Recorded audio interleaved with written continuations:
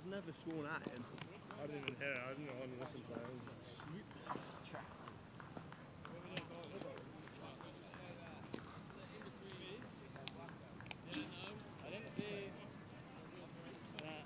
didn't do the other side. What have we got? Didn't do the other side runner. Which end did you do?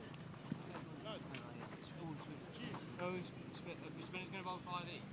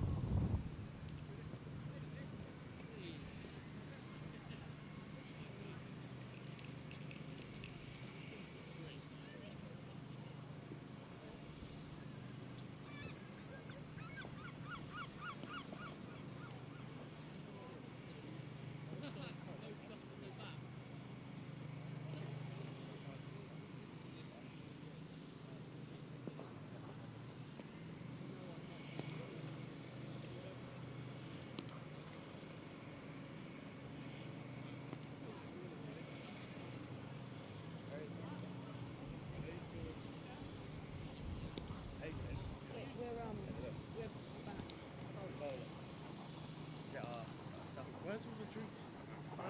We have to run them out individual. Are you joking? Wait, someone will have like a little bag. Yeah. I've got a bag actually.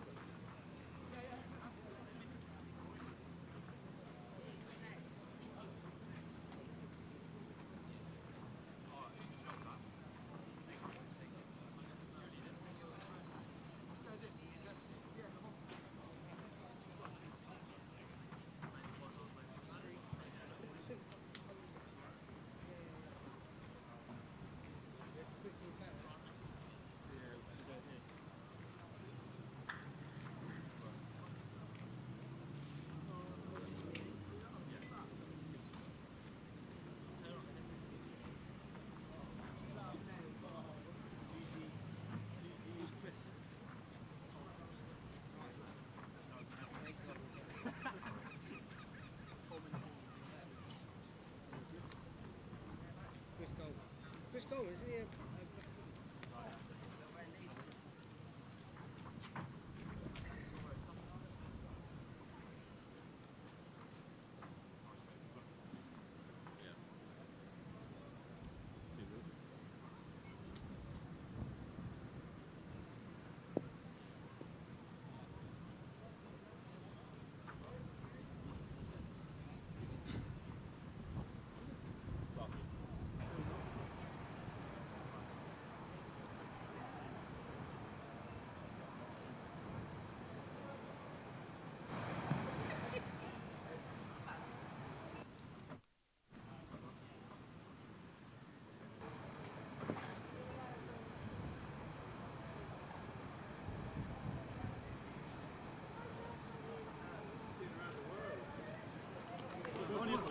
Hello and welcome to the Cooper Associates County Ground. Another day and another club finals day. We had the brilliant day yesterday, the major, the minor and the intermediate cup. Tonight we've got the Baker Cup, Taunton CC against Taunton Andrews. Taunton Andrews have won the toss on a baking hot day and they are going to be opening the batting. A familiar face for Somerset fans, George Thomas is at the wicket. He's going to be opening the batting. Very exciting to see him fresh off that brilliant win at Middlesex. I'm delighted to say I'm going to be joined by Somerset scorer Polly Rhodes is in the commentary box. I'll just sort out her headpiece and then welcome to the box, Polly Rhodes. Thank you very much. This is a commentary debut for Polly on the YouTube live stream. Absolutely is. How exciting is this, Polly? So, night off from the scoring. The scorers are in your box. They are. The far side. And I'm staying well away from them so I don't interfere. But Polly here for the Baker Cup final. So, Taunton CC are in the purple. Taunton Saints are in the light blue. Yeah, a lot of blue in the club finals day yesterday, a lot of different colours. Thanks to those of you joining in the live chat. We've got plenty of you joining in the live chat. Some of you are still watching the Intermediate Cup final and the minor and the Major Cup final yesterday. But yeah, Polly, you've been watching the Baker Cup for years. Tell us a bit about your thoughts of the Baker Cup over the last few years. I think it's got stronger, bigger and better. We've had several different teams in it. It's not always the same few. And it's good to see that Taunton St Andrews, and I've got to hold my hands up, I'm a member of Taunton St Andrews, but it's also Taunton Dean, is it? No, not Taunton Dean, Taunton CC, from Taunton Vale. CC, yes, from Taunton Vale, yep. Well, that's a very good opportunity for them as well, because we don't often get a chance to play them, so. Yeah, so they're going to start with spin. So we've got Cam Harding at the non-striker ends for Taunton St Andrews. It's going to be one straight away, George Thomas. Through the hands of the bowler, he's going to get that single. We're hopefully going to be joined by Mr. Rudate. I've just seen Rue Senior in the car park. He's happy to come up on commentary. So a few different guests, a few different people. So that's what they've stump edged. No slip in place. Could this be 2 runs? Should be working hard for 2 here. Yes, 2 runs completed. Chase that. You Kelly with the chase to the boundary, bringing it in for 2 runs.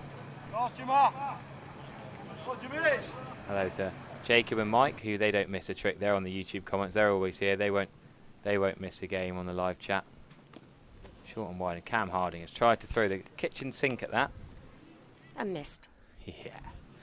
He's played at Cleveland, didn't he? Cam Harding now. Yes. Right-handed opening bat. And watch the Bridgewater St Andrews game, and they end up playing the same game in the Major Cup and the Baker Cup. James Rew played in one of them and didn't play in the other one of them. One of them was an amazing innings, I'm sure. Chris Rew will talk us through that later on.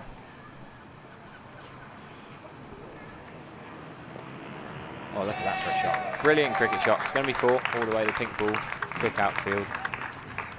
George Thomas can stand at the other end and watch a brilliant reverse sweep. So, Polly, have you missed being over this side of the ground this year? We've missed you being next to us. The far side's not got the view of the Quantocks. I've missed the people. I've missed the view of the Quantocks. But I love where we are. We're slightly lower down, which means we can have a different angle on things. And there's another dot ball. And that's the end of the first over. Score 7-0. I think, though, once a score, always a scorer. You always look out to see what's happening. Yeah, it's a slightly different way of looking at things from here, though, isn't it? Yes, it is. You get to see different things. We miss having you next door. I mean, yesterday, we could have had the scorers next door yesterday, really. There was no BBC commentary on the club finals day yesterday, but, of course, you were in London. I was in London, yes. Pretty cool day out in Middlesex. It was brilliant, absolutely brilliant. And it was nice to see some of the lads from our team getting to Lord's for the first time and looking at their wonderment on all the portraits and things that are around and memorabilia. Yeah. So Will Abel with his new hairstyle. He's going to come on and bowl from the River End. Fresh off a recent Saturday 100 in the Whipple Somerset as well. He's been opening the batting and opening the bowling in quite a lot of games this year. He's going to come on with his right arm medium pace from the far end. Just defended is George Thomas. We've got a Taunton CC representative in the commentary box. Thanks. Well, we'll just get this mic plugged up. Right, and Will's coming into bowl. Right arm over, and the ball is just played out into the covers. Wow, can introduce. Do you want to introduce yourself? The third voice, the Taunton CC representative. Yeah, Simon Manley, long-standing Taunton Cricket Club player. Supporting my 33rd season this year, I think. There you go. Well, that's quite a good effort. That good bit of fielding by Hoffman there at extra cover. Marine, good athlete, diving around there. No cap on, just the sunglasses. Fields that well. George Thomas circumspect so far. He's used to facing quicker bowling and getting after it. Medium pace wobblers of Will Abel, who's waiting on the ball, trying to keep his shape. Deep square leg, deep long on, deep long off. If just watching, if this is the first time you've watched the Baker Cup, I should remind you the rules are slightly different. There's the bizarrement that you can actually bowl 5 overs in the Baker Cup. It's a normal T20 cricket game, but the power plays are not the usual 6 overs, 2 men out kind of thing. A few quirky rules. The Baker Cup's been around for years and years, hasn't it? So some of these rules have... They've evolved. Yes, over the years there have been slight changes, slight tweaks, but... So yeah, I think it's a bit odd. There are plenty of men outside the ring, 4 men outside the ring currently. It's going to be 1 out to deep cover. Can they push 2? George Thomas comes back, yeah. And got in easily. So we should give a shout out to Solly. Solly's not normally the wicketkeeper. Dan Quick, my opening partner from British Jewish College days, has decided to go on holiday for the Baker Cup final, which is a shocking behaviour really. Played on Saturday. It's the 86th running of the Baker Cup final between Taunton Cricket Club and Taunton St Andrews. Solly the gloves. As you would have seen by now, was there another keeping option, or was Solly there? Well, no, Solly was always, I think, the number 2 option. Out in the middle currently is George Thomas and Can Harding. But he's not kept all year. I've just had a good chat with him. Man of his quality shouldn't need to keep often to James Clark. One game, I thought. He bowled, didn't he? Didn't he get 3 for on Saturday? Yeah, he did. Yeah, bowled very well. He's not batted much this year. He got 100 again at Wembley last year. Batted really well, and he's been put down the order. Seems a bit harsh. So 2 through the covers at least. Can the fielder get round Lee? That's great. Exactly, a bit of work. We don't want to be too hard on the slow-mo camera. He's done really well to get there. He's pushed it back in. We will show you a replay. The umpire's going to give him the benefit of the doubt. Bernard Critchley. Going to say, yeah, 2 runs saved there. Bernard Critchley and Robert Coombs. Yeah, we had both of them yesterday. Yeah. Rob Coombs was a good laugh. A lot of people in the YouTube chat were saying, oh, don't forget Rob Coombs from his Somerset first-class days. A bit uppish. Landed safely. Yeah, they were just talking me through the profile wides. Change round to left-hand and blend reverse sweeps they do these days. Well, that's a big shot up in the air. Could Cam Harding be the first wicket to go here? Should be an easy catch coming forward at mid-air. Yeah, well, they're all down there, I think it is. And great shot from Friday night. He's works in the ring of bells. Good bloke. Good bowler. Pretty comfortable catch. Running forward, made some good ground. And Cam Harding has to go early. He's gone for 8. This is outscoring George at the Cam moment. Harding was caught there by Henry Weatherall. So that's a bit of a filthy swipe, we've got to say, from Cam Harding. He was nowhere near the pitch of the ball, outside off stump, and he's heaved it up in the air. Good catch. 14 Weatherall. So those of you think, sorry, we're not on play cricket. Baker Cup don't tend to use play cricket very much. I don't know why they don't. Lloyd Alley's just come up to the box. Lloyd Alley not batting himself, putting himself down the order, hiding. We'll have to get. We might have a few substitutions in the commentary box. We'll get a few in and out. We'll get Lloyd The on for a incoming little bit. batter and Saints captain is Josh Thomas. Look, come and sit. Come and sit and pull a seat for a bit.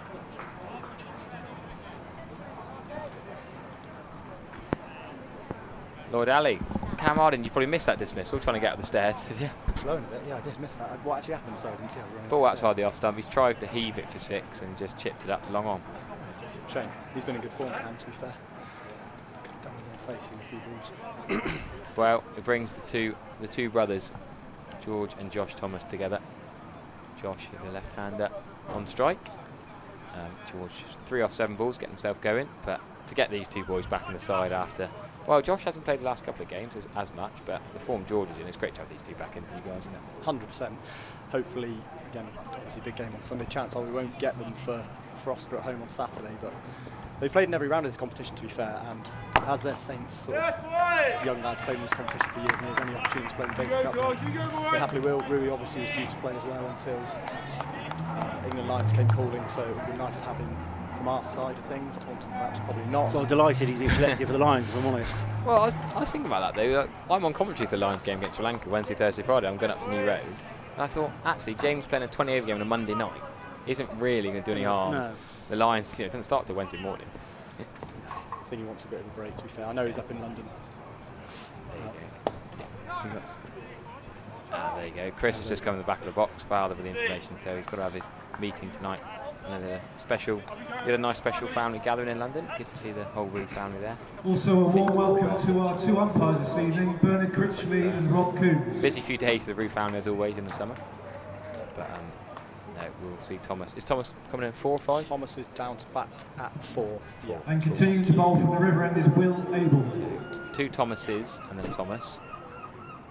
1, 3, 4. Will Abel is going to continue from the river end. So Lloyd, you're hiding down at 9 and 10, is it? T20 is game for the younger lads, isn't it? And now I'm knocking on a bit. I think it's fair enough to let the young lads who are coming in at the ball out at the ground do what they can do, and me who pad it at the other end will just drop down the order and bat at the end if I have to with the side we've got. But we started barely Taunton, to be fair. Yeah, George Thomas just taking his time, getting his eye in. Yeah, if he bats for a period of time, he'll catch up, no problem at all. Yeah, So exactly. I think he knows that. 100%. And I was just explaining about the power play rules. It's not the onus on this first 6 overs. You've got to go big.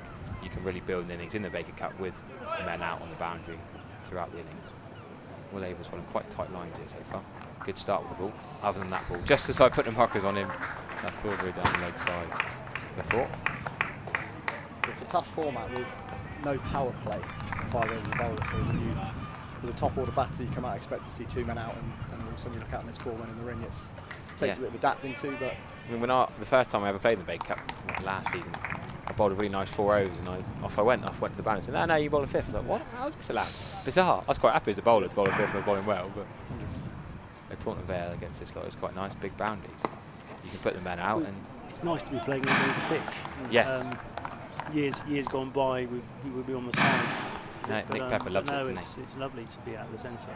He's a big fan of club cricket, Nick Pepper. Same wicket we had yesterday. Major, minor and intermediate. And we had it for the cup games earlier on as well. That's driven that to come off for 1 run.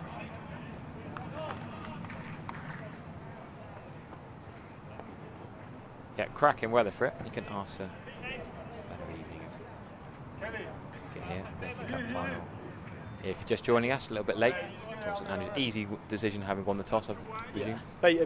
The Baker Cup with the fielding restrictions of just 4 in at all times, it's if you post a decent score and you bat first, it makes the chase a bit more challenging. So with our strength being our batting and also the depth of our bowling, it just sort of makes sense for us to try and post a score and then restrict Taunton to less than what we get on a big ground on a pitch that's been used with some slower bowlers. So we'll see. Like I said, they've started well here. Again, if you ask me what the pass score is, I wouldn't actually be able to tell you. But well, we played a lot of guessing games yesterday. I've got on my notes from yesterday as well. We're trying to work out what a good score is. Quite the same wickets we usually. Let's take those scoring games. Yeah, I mean, if you comparing it to the minor into the intermediate, it's probably not fair. Different standard of cricket, but the major would be a very good comparison because Bath and Bridgewater, obviously in the same league as Taunton Andrews. Bridgie winning that one by 7 wickets. Wasn't a particularly high scoring game, but that was because Bath were quite weak. Sam Young was at a wedding. Jack Scrivens was in the commentary box with me with a groin injury. They're missing 2 key players. Aidan Cahill's gone home, so Bath were pretty weak. A little bit of history about the competition. They gave a chance to young lads. Great opportunities for them. Taunton have appeared in 31 and won on 23 occasions. Taunton Andrews have appeared in 27 finals, winning on 13 occasions. Cricket, but I got bang on. I was buzzing with my prediction. The Intermediate Cup, 141, I said, after I think 10 or 11 overs with a sweepstake up here, and it was bang on. So maybe that was about par. That was a really close game. That was a 1-run win in the Intermediate Cup. It's a good shot from George. No, it's going to be 4 runs. Well, what's the prediction here then, Harry? Oh, no, I shouldn't have said that, should I? See how close you're going to get. We're going to have to write this down between all of us, aren't we? Right, Saints back first here. I'm going to go hot a day. I'm going to go quite high scoring. I undersold it in my other guess yesterday. I'm going to go 162. There you go. Lloyd, are you allowed to predict on your own team? Don't know if this probably isn't on Bet365, so I imagine I should be okay. Go for it. I'm going to go 155. 155, like it. The Taunton CC perspective. 40 all out. I'd love to see them restricted to the 140 kind of mark, but I think the longer the Thomas brothers stay there, the harder it's going to be to do that. I'm thinking if we can keep them to 150, I'll be delighted.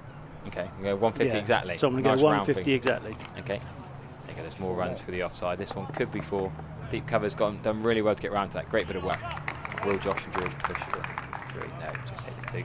Go on then, we got a score in the box. Polly, what's your guess? 185 for Polly. She's gone big. And then we've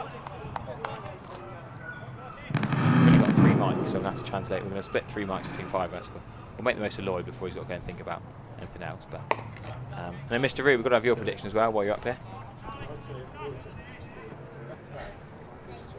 Chris says maybe 200 if Lloyd doesn't have to bat. What are you trying to say? Chris, you can't decide your prediction based on whether Lloyd bats or not. Let's have a prediction of whatever might happen. 162, like that. Same as That's the same as Harry. me. No, I like that. Yeah, why not?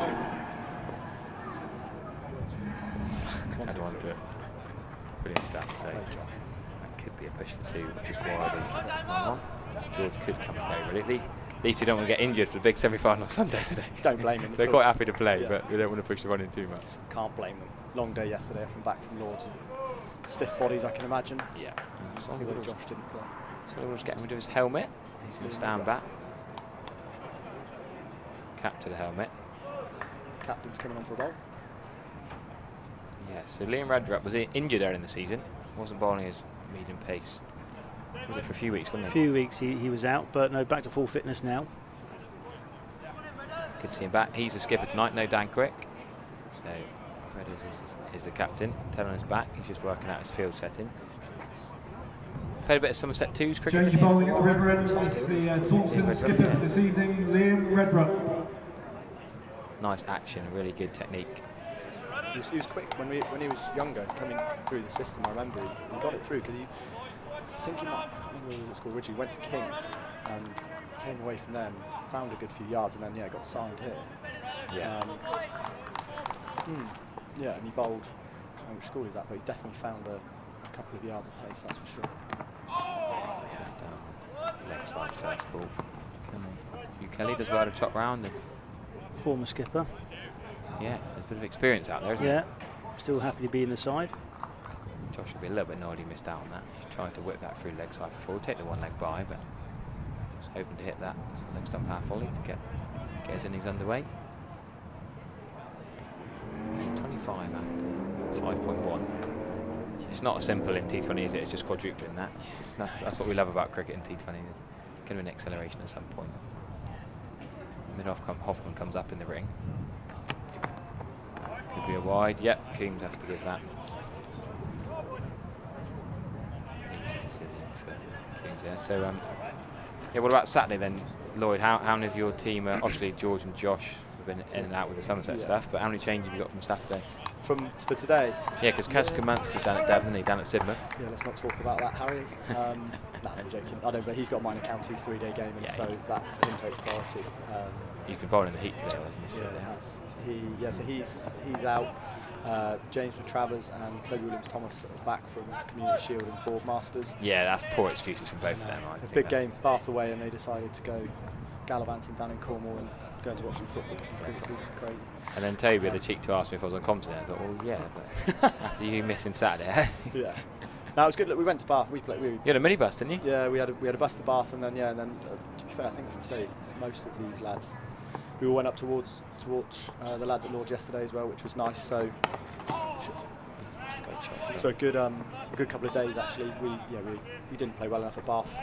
Tim Rowson, Harry Ellison, 97 and 100. Yeah, they didn't do a lot yesterday though. I was disappointed with those two yesterday. I'd rather than done not very much on Saturday. Yeah, completely honest. Well, talking to Jack Scrivens, we were saying we all knew all along it was going to be those two in the middle order, 4 and 5 in the T20, and we both said, look, if Harry Ellison and Tim Rouse back through the innings, they could still get a decent score. Yeah. And neither of them did much. Tim Rouse still bowled his off spin, but they got all their runs on Saturday. Just what we needed. We had them in a good position. We had 43 when they came together, and yeah, they just played well. Look, chanceless really, apart from one tough chance, and they put on a decent partnership. And then being slightly light on the batting front, it was always going to be a tough chase, and we didn't start well enough, so deserved to beat us. So yeah, it's like I said, a similar side. A couple of changes from that strengthen our batting. Luke Paul's played in this competition all the way through and has picked up wickets actually in all the games he's played. So another slow bowling option. And yeah, other than that, the Thomases as well. But generally the same side. We've got pretty much the same side in this competition in the finals what we've had in the other few rounds. Yeah, so it was a good sign. Bit of momentum coming through. Still a decent start ball here. George Thompson's got away with that, just over extra cover for 4. Far away from extra cover, quite short fielder. You think there actually could you have had, if Redrup himself was extra cover, maybe Will Abel or Hoffman a taller fielder. Damon Lee, that's 6'5" of him. Yeah, he's down here. Fine leg down below us. Also just inside the ring, a little bit deeper. Taunton, of course, missing another key man. Paul Braithwaite, the Hartlepool player coach, and he's not obviously on holiday, isn't he? Yeah, it's a real shame because he's been a breath of fresh air for us this season. A lot of good things. He's brought in. Yeah, Bernard straight away and Coombs backs him up. He's brought a lot of things to the club. We're delighted that he's joined us. Yeah, I've not seen him play before. I know a few of the guys that play against you, and they've said he's a really good cricketer. So, like Rui not being available for us, I'm equally delighted that he's available for you, and Dan Quick as well, obviously. Two quite key players. Yeah, absolutely. But you go with what you've got. Maybe no complaints from our guys, regardless. Yeah, of course.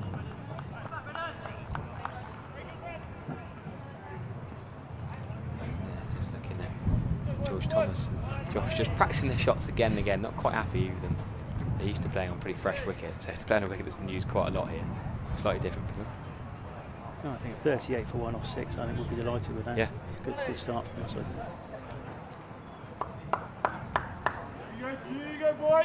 Young Sam Tui. Change the ball at the ball near yesterday. Pavilion end, it's well, Sam Tui. Tui. Like Mac Tui, left arm spinner. Very clever bowler. Yes. and the younger, they were talking yesterday, the Bridgie lads on comms with me yesterday, like, we're trying to get the younger two to come and join us. Trying to get him over. Do you mean poach another one? Yeah. yeah. Definitely. No, it's a real shame that we lost Sam, but you know, no issues with that at all. Obviously, he wants to prolong it. He wants to go further in his career with cricket and play Prem 1 cricket, which is fair enough to him. But Sammy's been a lovely replacement for him. Yeah, how old is he now? Sammy's got to be, what, 19 now, I think? Yeah, still got a few years development. It's not the best of start. George Thomas tried to give that the kitchen sink. Good dot ball. Yeah, he'll take that. Off spinning a little bit short. June Brown, as we call it in the club. Well, exactly the same, but one's left arm, one's right. Yeah. Exactly the same. Yeah. He loves the technique. It's like a mirror image, isn't it? Lovely edge for 4. George Thomas. I reckon he genuinely prefers facing the professional pace on the ball. I think he struggles in club cricket with paces on. They do. I think, again, it must be hard for anyone that goes from facing 80, 85 mile an hour yesterday to slightly less today. And that's nothing against at all. It's just what he's been used to doing. Obviously, he's played for us for 3/4 of the season. Smede's injury mainly came in and played in the T20 and was playing against bowling 85 plus, and then he goes and he's facing bowlers in the 50 over stuff, bowling at 80, 85 plus, and he comes back and plays for us, and the bowling is not quite at the same pace. So it probably takes a bit of adapting, like I said, on a used pitch as well. Yeah, but definitely. I'm happy that he's still out there after 6 overs, and looks like he's set to try and graft for a few overs. Yeah, just thinking. So Thomas through at 4. Is Williams Thomas going to be coming at 5, 6? A bit of a middle order power hitter, I guess, is one of those floaters. Plenty of options in the Saints lineup. Yeah, that's why it's great that I can just stand up here, because the young lads that come in and hit it for 6 is great. I suppose James from the Travers as well. We've got so much depth. Got some so options there. Yeah, I think because of our side, again, it depends how long these two bat, because Thomas will ultimately bat next, and then we've got real good touch players and people like Gabe, who's been unbelievable for us on a Saturday, bats 3 and got 104 50s potentially for us, and been unbelievable. I think he's 3rd in Repples runs, and so he's a touch player who'll come in and steady the ship. He can go through the gears, but I mean, if we bat to 10 overs here, 1 down, there's every chance you'll see the likes of Tiru and then Trav and Toby shift up the order a bit, just to try and put a bit more pressure on Taunton from a bowling perspective. Yeah, these two quite happy to just stroke it around at the moment. George had most of the strike. I think 6.5 and over after 7, 1 down is, with the field out, is, you'll be happy. Do you know what I mean? You think from here we're going to end up probably 140 if we carry on at this momentum without these two really playing a shot in anger. So yeah, the longer that they take it and the deeper that they bat, I imagine we'll try and see a few more expansive shots and potentially set up for the young lads to come in and give it a bit of long handle.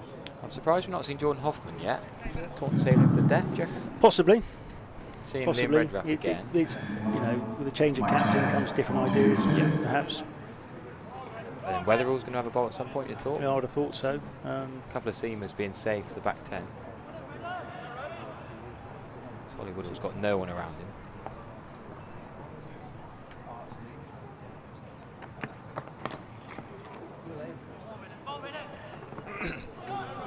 Bit of fielding there, running across, dive, and pick up and throw. Looking forward to seeing Oscar Coleman play, actually. So many games he's played in the Whipple Somerset. Each time I played against him, he's not been allowed to bowl. Well, he's allowed to bowl today. Is he? Yeah, so it'll be interesting to see when he comes on. So he can bowl 4 overs, can he? Yeah. The management, the Somerset Pathway guys, it's quite strictly done out now, isn't it? Very much so, yeah. He took a cracking catch, Liam Pigton, the Wemden keeper, hit a full toss straight to him mid-wicket, but it was just going over his head for 6, and he took this brilliant catch at Taunton Vale, the boundary flick back. I think we've got that on video. Have you? Yeah, we were all sat on the bench right next to him, so he wouldn't have got away with it, but he did it perfectly. Good bit of running there for Thomas Brothers. I do love a boundary flick back catch, and he didn't use anyone else, did it all on his own.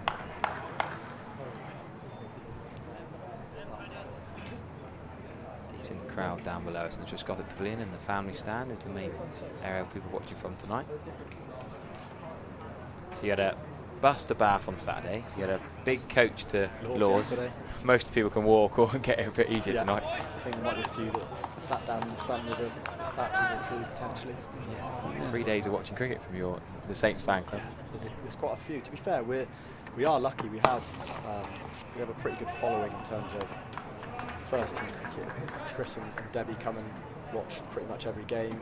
Same with the Contrerases, the Collinses, the Hardings. They'll come everywhere. Like first game of the season, we went away to Petrigo's lot of Boroughbridge, which is miles away. Middle of nowhere, isn't it? Yeah, beautiful ground, miles and miles away, and all of them are there supporting. So we are lucky. And yeah, yesterday the Bryces will come as well. Yeah, and they're pretty good fans. The Contrerases, yesterday put on a great show for setting up the coach for us all to go, which was really nice. So I've had a standard summer cricket day for me, coaching up in North Devon this morning, then I've been in the office selling one-day cup semi-final tickets on the phone for the last 6 hours. And Mr. Contreras come in and he was getting all, I think he bought 8 tickets on a line. Fair play to him, he loved it. There's a guy in our group, Stuart Tudby, I think, from Minehead from yesterday. The mathematical equations being worked out as to what would happen if Somerset won, if Somerset didn't win, if there was a tie, other results around the country. It was I basically told everyone we are playing on Sunday. Yeah. Worcestershire have to bat first, score 350 and limit Lancs to 102 or fewer is one of the options. That's a great shot. By Josh Thomas. Not far away from Hoffman. There's loads of permutations, but basically Worcestershire and Lancs is the game, but it's got to be a mental game, really. It's not going to happen. Everyone who came into the office the last 4 or 5 hours, I said, look, we're playing on Sunday. It's not happening. And I said, look, if we don't, then I'll take all the responsibility. You can blame me. I said, Polly's got her spreadsheet out, but to be honest, Polly, no offence to you, love all the work you do, but I don't think we've got the time or space in my brain to read through all the permutations. Somerset are playing on Sunday. I'm putting my neck on the line. 0.0001% chance that they don't.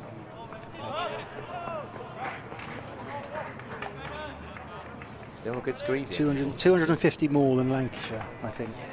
It's Polly saying the Worcestershire need. Lancashire aren't great and Worcestershire are decent. Worcestershire has some good young all-rounders. Really impressed with that Hindley lad who bowled. Fatty Singh bowled nicely here on the Friday, but it ain't going to happen. Somerset are here on Sunday. Get your tickets, get on the website or pop in. I'm commentating on Sri Lanka, England Lions the rest of the week, so I sadly won't be in the office to sell some tickets, but I'll be looking after James and Casey. Really looking forward to that. Where's that? New Road. Nice. So that's the other thing. If you haven't caught up with the one-day cup news, if Worcester even earned a home tie, they couldn't play a home tie, which is ridiculous. So the ECB trying to shaft as much of this competition as possible, sadly.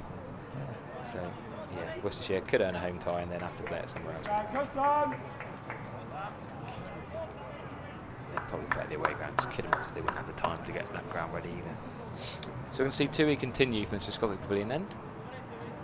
Just joining us, you can rewind, you can go back to the start, you can watch this back at your leisure. I know plenty of the club players from the 6 teams here yesterday have been watching it back overnight. I have a few messages. Oh, you said this about me, or you said that. I can't keep everyone happy, I don't. Well, there were a few spicy comments on in the come box yesterday.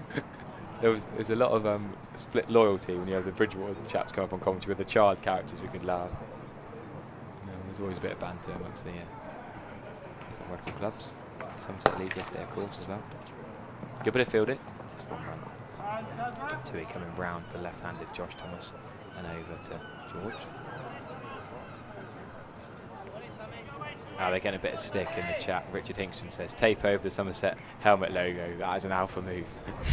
Do you know, I'll be completely, they're not even, neither of them. George is wearing my helmet and Josh is actually using someone else's because they don't want to be wearing their own Somerset badged helmets, which I've actually got quite a lot of time for. I was going to say, I don't think they were Somerset lids. I think that's an incorrect call from you to comment. Looks George, like a wyvern to me. Yeah, George has got St Andrews one on, and I think Josh actually has a taped up Clevedon one because it's Jack Harding. So they're both, like I said, they'll just turn sat and go, anyone got a helmet that's not a Somerset one? I really don't want to. Do they not own a helmet anymore that's not a Somerset one? I don't think, no, because like I said, they play for us, and all of our lads are good like that. They would just rather not, 1, take the stick, and 2, they don't want to go out with Somerset badge, they'd rather wear anyone but, to be honest. I thought it was quite funny. I watched George pull his kit out of the changing room. Big shot, slog sweep from George Thomas. The first 6 of the evening. Towards the camera, towards the changing room I was literally just talking about. George had to pull his kit out of the changing room. He's got to change something slightly different for the club match tonight. I thought that was quite entertaining. These boys are prone for turning up on the Saturday with black pads. Just have to borrow just your play one. it, and then or panic and go home living in town. When we're an away game, it's been more of an issue, but home games should be not so much. George Thomas getting going here then, that slog sweep. I think George tallying in 6 runs. I'm not sure how the ball's been lost because surely it's gone in the gap between the reception I've just vacated. The fans in the Trade Nations. Well, yeah, I don't know how. I don't think the label's chasing it. I think he's got a couple of fans after the ball. So Taunton CC have about 5 12th men as well, don't they? Yeah. Lost on 12th duty. There's a lot of people want to get involved in the game. Yeah. And fair play. I think it's a lot of the guys who have been involved in the Baker Cup throughout the season, who perhaps didn't get the chance to play tonight, unfortunately, but have been a big part of the team that have won the games. So I thought it was only right that they should be involved somehow. So it's good, they're bringing out water and doing whatnot. And it's nice for them to be involved, I think. Yeah, it's nice. To be fair, we've got Leo Contreras down there, who's, I don't know, 12, 13 potentially, and he's the same. Like, he loves it. He's a Saints boy, and so if he can run out a water bottle for a batter in the county ground, it will make his summer. To be fair. There we go. He's gone big again with the leg side. This time he's going to get one run for it. Deep in his crease, trying to heave that over the leg side boundary. We've seen him play some serious pace in the T20 Blast and the One Day Cup and play it with ease, but struggling a bit to get his timing right, George Thomas.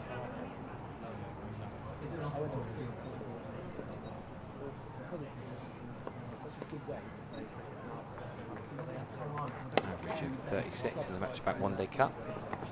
George Thomas, they're going to push 2 here. Yeah, George and Josh, good communications. Pretty special 100 a couple of weeks ago here. Yeah, that was an honour to commentate on. Amazing. Of course, being with James and the celebration was pretty cool. Yeah, that was great. One of the video of Rui running down the other end Yes. with his hand in the air. Like, these two have known each other for We were saying on years. comms that James almost celebrated it more than George, which was pretty cool. 100%. Yeah, it's I great. thought that was wicked. Yeah, loads of the friends and family and stuff in the stands. So it's pleased. He's had such a great 6 weeks, George. I'm pleased for him. Obviously, the start he gave against Surrey in the T20, and then he's taken his form into the 50 over. He was unlucky yesterday. He was given out stumped yesterday, and the replay doesn't look Yeah, it was a great. good bit of work, It but was. it didn't. Yeah, it was hard to tell. You had to really slow it down, didn't you? Yeah, would have been nice, let's say, to go to Lords. Obviously, Josh wasn't in the side, but was in the squad, and George, obviously, would have been nice to see him get some runs. But obviously, if George doesn't get you, then from the Saints boys, James Root, like he seems to do in every game he picks about for, does. And yeah, it's always great to see your young lads from your clubs do well. And at biggest stage in Lords, and it's quite an impressive thing. 6 boundaries and 7 balls, I think it was. Yeah. A couple of the sixes as well. Nice. George Thomas, 217 runs. Very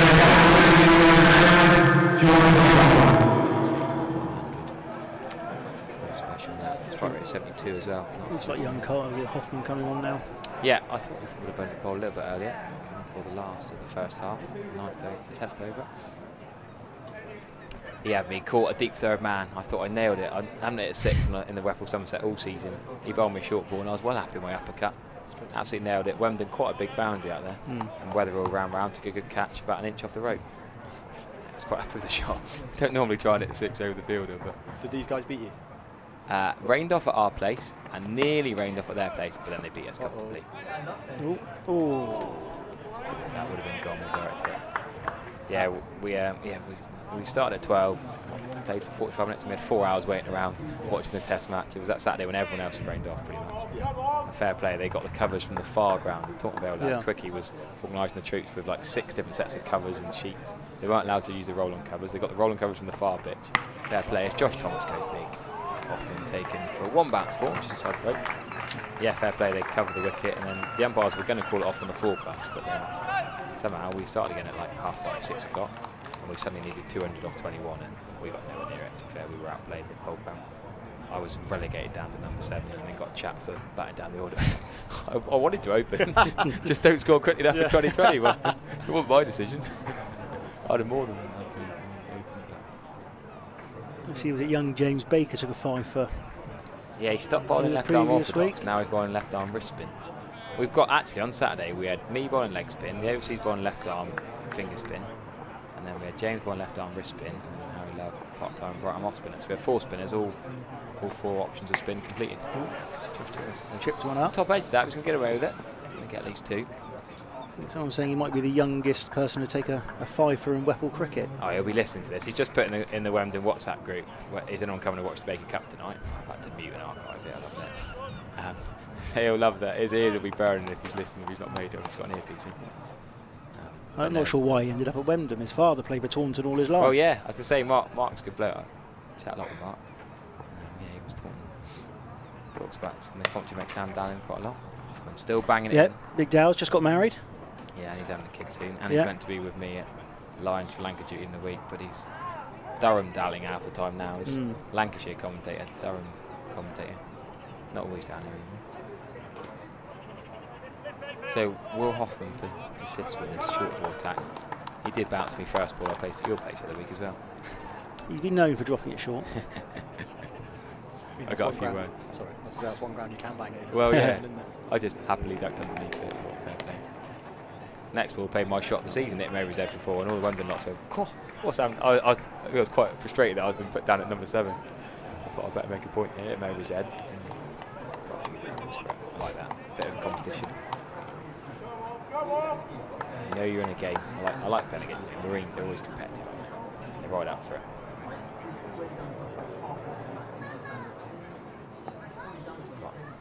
Good strong action. There we go, George Thomas quite early on that full shot.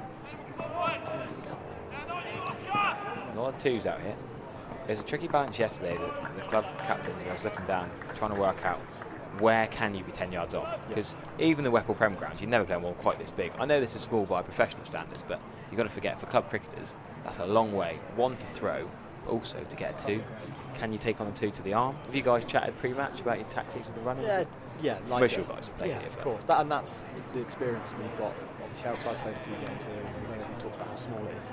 It's actually quite big for club players. And just one thing that's quite important, I think, from a batting perspective, and speaking to obviously James Regan, who played here yesterday, sort of getting the ball into the pockets and running 2s and 3s. Your big, strong lads will hit the ball for 4 and 6 easy, whereas you can still actually get 6 to 8 and over without actually playing a big shot and just drop kicking into the pockets and running well. So yeah, tactically great, and the same when we're fielding. You just need to have your right fielders in the right places to try and cut down the balls that don't quite get to the boundary. Yeah, absolutely. I think there was a 6 that went over a fielder's head at deep mid wicket yesterday in one of the games. And you just got to go on the boundary and cover that. Surely your priority is to make sure it doesn't go over red for a 4 as well. The game situation as well, obviously, when we're if Taunton need 12, 14, 15 and over, there's no point being 10 yards off the rope and it drop over your 8, do you know what I mean? So it's just about a bit of game management, and depending on how the situation's going and what the run rate is and who's bowling, etc. I'd say today the Saints lads look strong on the batting side and the bowling side. Is that a fair comment? Yeah, obviously Kazi's been great for us. Yeah. Not here. Jack Harding's probably been our bowler of the season, so I'm looking forward to seeing how he'll go. It'll be good. Obviously, Josh and George, as 2 full-time professionals, will both have a part to play. And when you only need to bowl 20 overs and you can bowl 5 as a bowler, it'll be helpful. But yeah, with obviously Josh's slow left arm, that might be in the gap. It's going to be another 50 at this ground. He loves batting it. Slow start tonight, but back in the club colours. Thomas, he's waving his back to the empty Somerset stand. There's anyone in the flats and on the retirement flats? No, he's getting clapped from one side of the ground. But George Thomas 50, 83 for 1, 50 halfway. He could get a T20 here if he keeps on batting through this innings. I'm going to go yet. But yeah, I like the way how he's just giving himself a chance. Yeah. Really slow the first couple of overs. I think he's learned from that though. I think it sounds stupid, but it's a conversation George and I spoke about like quite a lot. Like he would, amount of times he would potentially go quite a few balls. For example, especially the T20 debut against Surrey, I think he was 0 off 7. Yes. And George of old could have potentially run down Dan and tried to bomb one. Yeah, exactly. And do you know what? Actually got one with a bit of width and he hit it through backward point for 4 and he was away. And he just, if George gives himself a chance, he's so dangerous. And I think he's learned that within himself to go, actually, I don't need to be 50 off. Thomas, could that be? Oh, that should have been caught. That is a massive moment in the game. Should have been an easy 2-handed catch, but slight misjudgment. He's run over to his left, and in the end, he's just stuck out a left hand. Damon Lee down there. I know you guys in the comments can't all see it, but I just caught a glimpse from the corner of my eye. You can see there, he's just slightly misjudged it. It was only just over his head for 6 to the left of him. Should have really got 2 hands and moved a bit earlier. I think he thought he was going slight different trajectory. It's going to be replayed again and again. Because it's not even gone over the advertising boarding. Maybe just crept in a little bit close there. Yeah, there's only 3 or 4 yards off, but that could be a massive moment in the game. 3 yards to his left. If he goes with 2 hands, jumps a bit higher. If he's not 3 yards in, takes that catch. Good fielding side Taunton as well. I know again, Paul's been a big influence in that. Yeah. A lot of work's been done on a Thursday night down at Gypsy Lane, working on that because it's such an important part of the game these days, isn't it? Yeah, I've heard good things about the work. You've seen a transformation. We played against Taunton last year. They're pretty laid back, casual side, but a little bit more professional. Yeah. Right up for We this year. Is that a no ball? I think that's a no ball. We've only got 3 men in the ring. Oh, good spot. The captain's got his I head don't on know if the it. umpire's seen No, I think Mid wicket, extra the cover. umpire has on board. seen it. He has seen it. Liam Redrup is fuming with long off. He's having a word here. He said he gave long off, long on the gesture. Wasn't picked up. He's not happy. Well, he's still not come in. He's still not coming in. Yeah, what's going to happen here? So Hoffman's got no ball against his 9. Name for in the ring. We had a bit of Village Cricket Club bingo in the director's box yesterday. All these things we had to tick off what we might see. Someone bowling in a hat or an appeal from deep square leg or something like that. One of them was not getting the right number of fielders in the ring. Josh Thomas has not got hold of that, but it's still going to go towards the contact just for 6. He's hit 6, but he's blanked it really, let's be honest. Sort of sliced top edgy. 10 for 6, he's got a big old swing. That is quite a costly mistake there from Taunton CC. It's quite a dangerous time in the game here. I think Josh is going to look to just now keep going, if I'm completely honest. I might be wrong. It was that game where he got 50 in the One Day Cup. Loved that Derbyshire and hit that 6 over long off to get to 50. Well, that was a brilliant knock. So pleased from early on in his career. That'll do massive confidence in his forward. Yeah, I know he's not been picked every game now, you know, with Casey and Ben Green available. Yeah. He's not always got that 6, 7, 8 all-rounder spot. Archie Vaughan's coming a bit, but he's gone for the pigs. He's been hit. Don't rub it. The pink ball's a little bit softer than the red ball. That'll probably hurt more in club cricket against the Dukes on a Saturday than the pink ball here. Hoffman, no mercy, no sympathy given. If you want to try and opening bowler, yeah, 100%. Yeah. You're going to get down 1 year and try and sweep minutes. Tough luck, yeah. God, he's in a bit of pain here. I hope he's not going to be out with a broken rib for the One Day Cup semi-final for playing a daft shot on a Monday night. Shows a bit of intent about how he's going to try and play from here. He's gone again. Exactly the same shot. This time though. He has nailed that. He has a brilliant shot for 6. Down where the commentary box used to be. Mid wicket. Down there. That's a great shot. I love that he's gone again. Hoffman's bowled pretty much the same ball. I think he'll just look to. That's where he's good. That one thing these boys are good at is manipulating the field. So obviously they brought Feinig up to move long and long off back. So he's going, okay, that's fine. If you're going to bowl over the wicket to me, ultimately I'm backing myself to get it from deep mid wicket round to backward square and hopefully get enough. He could do the same again.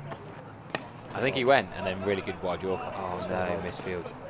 Hoffman's not going to be happy with that. That's a captain as well, isn't it? Redrup misfielding at point. Yeah, Hoffman's bowled a really good wide Yorker there. Followed Josh Thomas. Yeah, we're talking about the bowlers missing. Well, Kaskamansi's done a lot of work down at Sidmouth, the Fort Field on the Sun. He's bowled 10 overs this evening. Callum Haggett, great effort. Again, 100. Well, they made the same mistake again here. They've only got 3. They've only got 3 in the circle again. Yeah, look at the umpire looking as well. Look at him. Oh, he's clocked it. Surely we can't tell him. No, we can't tell him from here. They've done it again. The umpire's about to give it. George. Surely someone's realised. How's no one else realising that? Captain's fuming. It's Redrup and Hoffman gesticulating here, but he's given it the same signal again. Long off, long on. It's interesting that. It's ultimately a free hit for George if he'd clocked it. I don't think George did. No, he definitely just swung a bit harder and he realised. It's easy to see from here, to be fair. We should say we've got quite a good vantage point. If you're not aware of where the commentary box is, it's the big Thatcher's box above the terrace. So we can see quite clearly. That's a long biggest hit since the Beatles. That is huge. Over one's head. Not as big as Charlie Charlins from yesterday. Though. No, that nearly hit the sea. You see the seagull on top of the Lord Ian Botham stand? Nearly hit that. 5 6s to win a game. Yeah, there were 2 full tosses, in fairness, to start the over. And then he thought I may as well just keep going. Yeah, It barely hit a run before that. I didn't see it. I just saw the scorecard and then I saw on social media it 5 6s. It's great. Yeah, but really good. To tell you what, I was actually more impressed with Charlie Swan's off spin yesterday. It was brilliant. It's gone for the scoop again. Oh, it's that jump catch. Sollywood's done well to get round to that. Tried really hard to get there. But bit of a missed chance.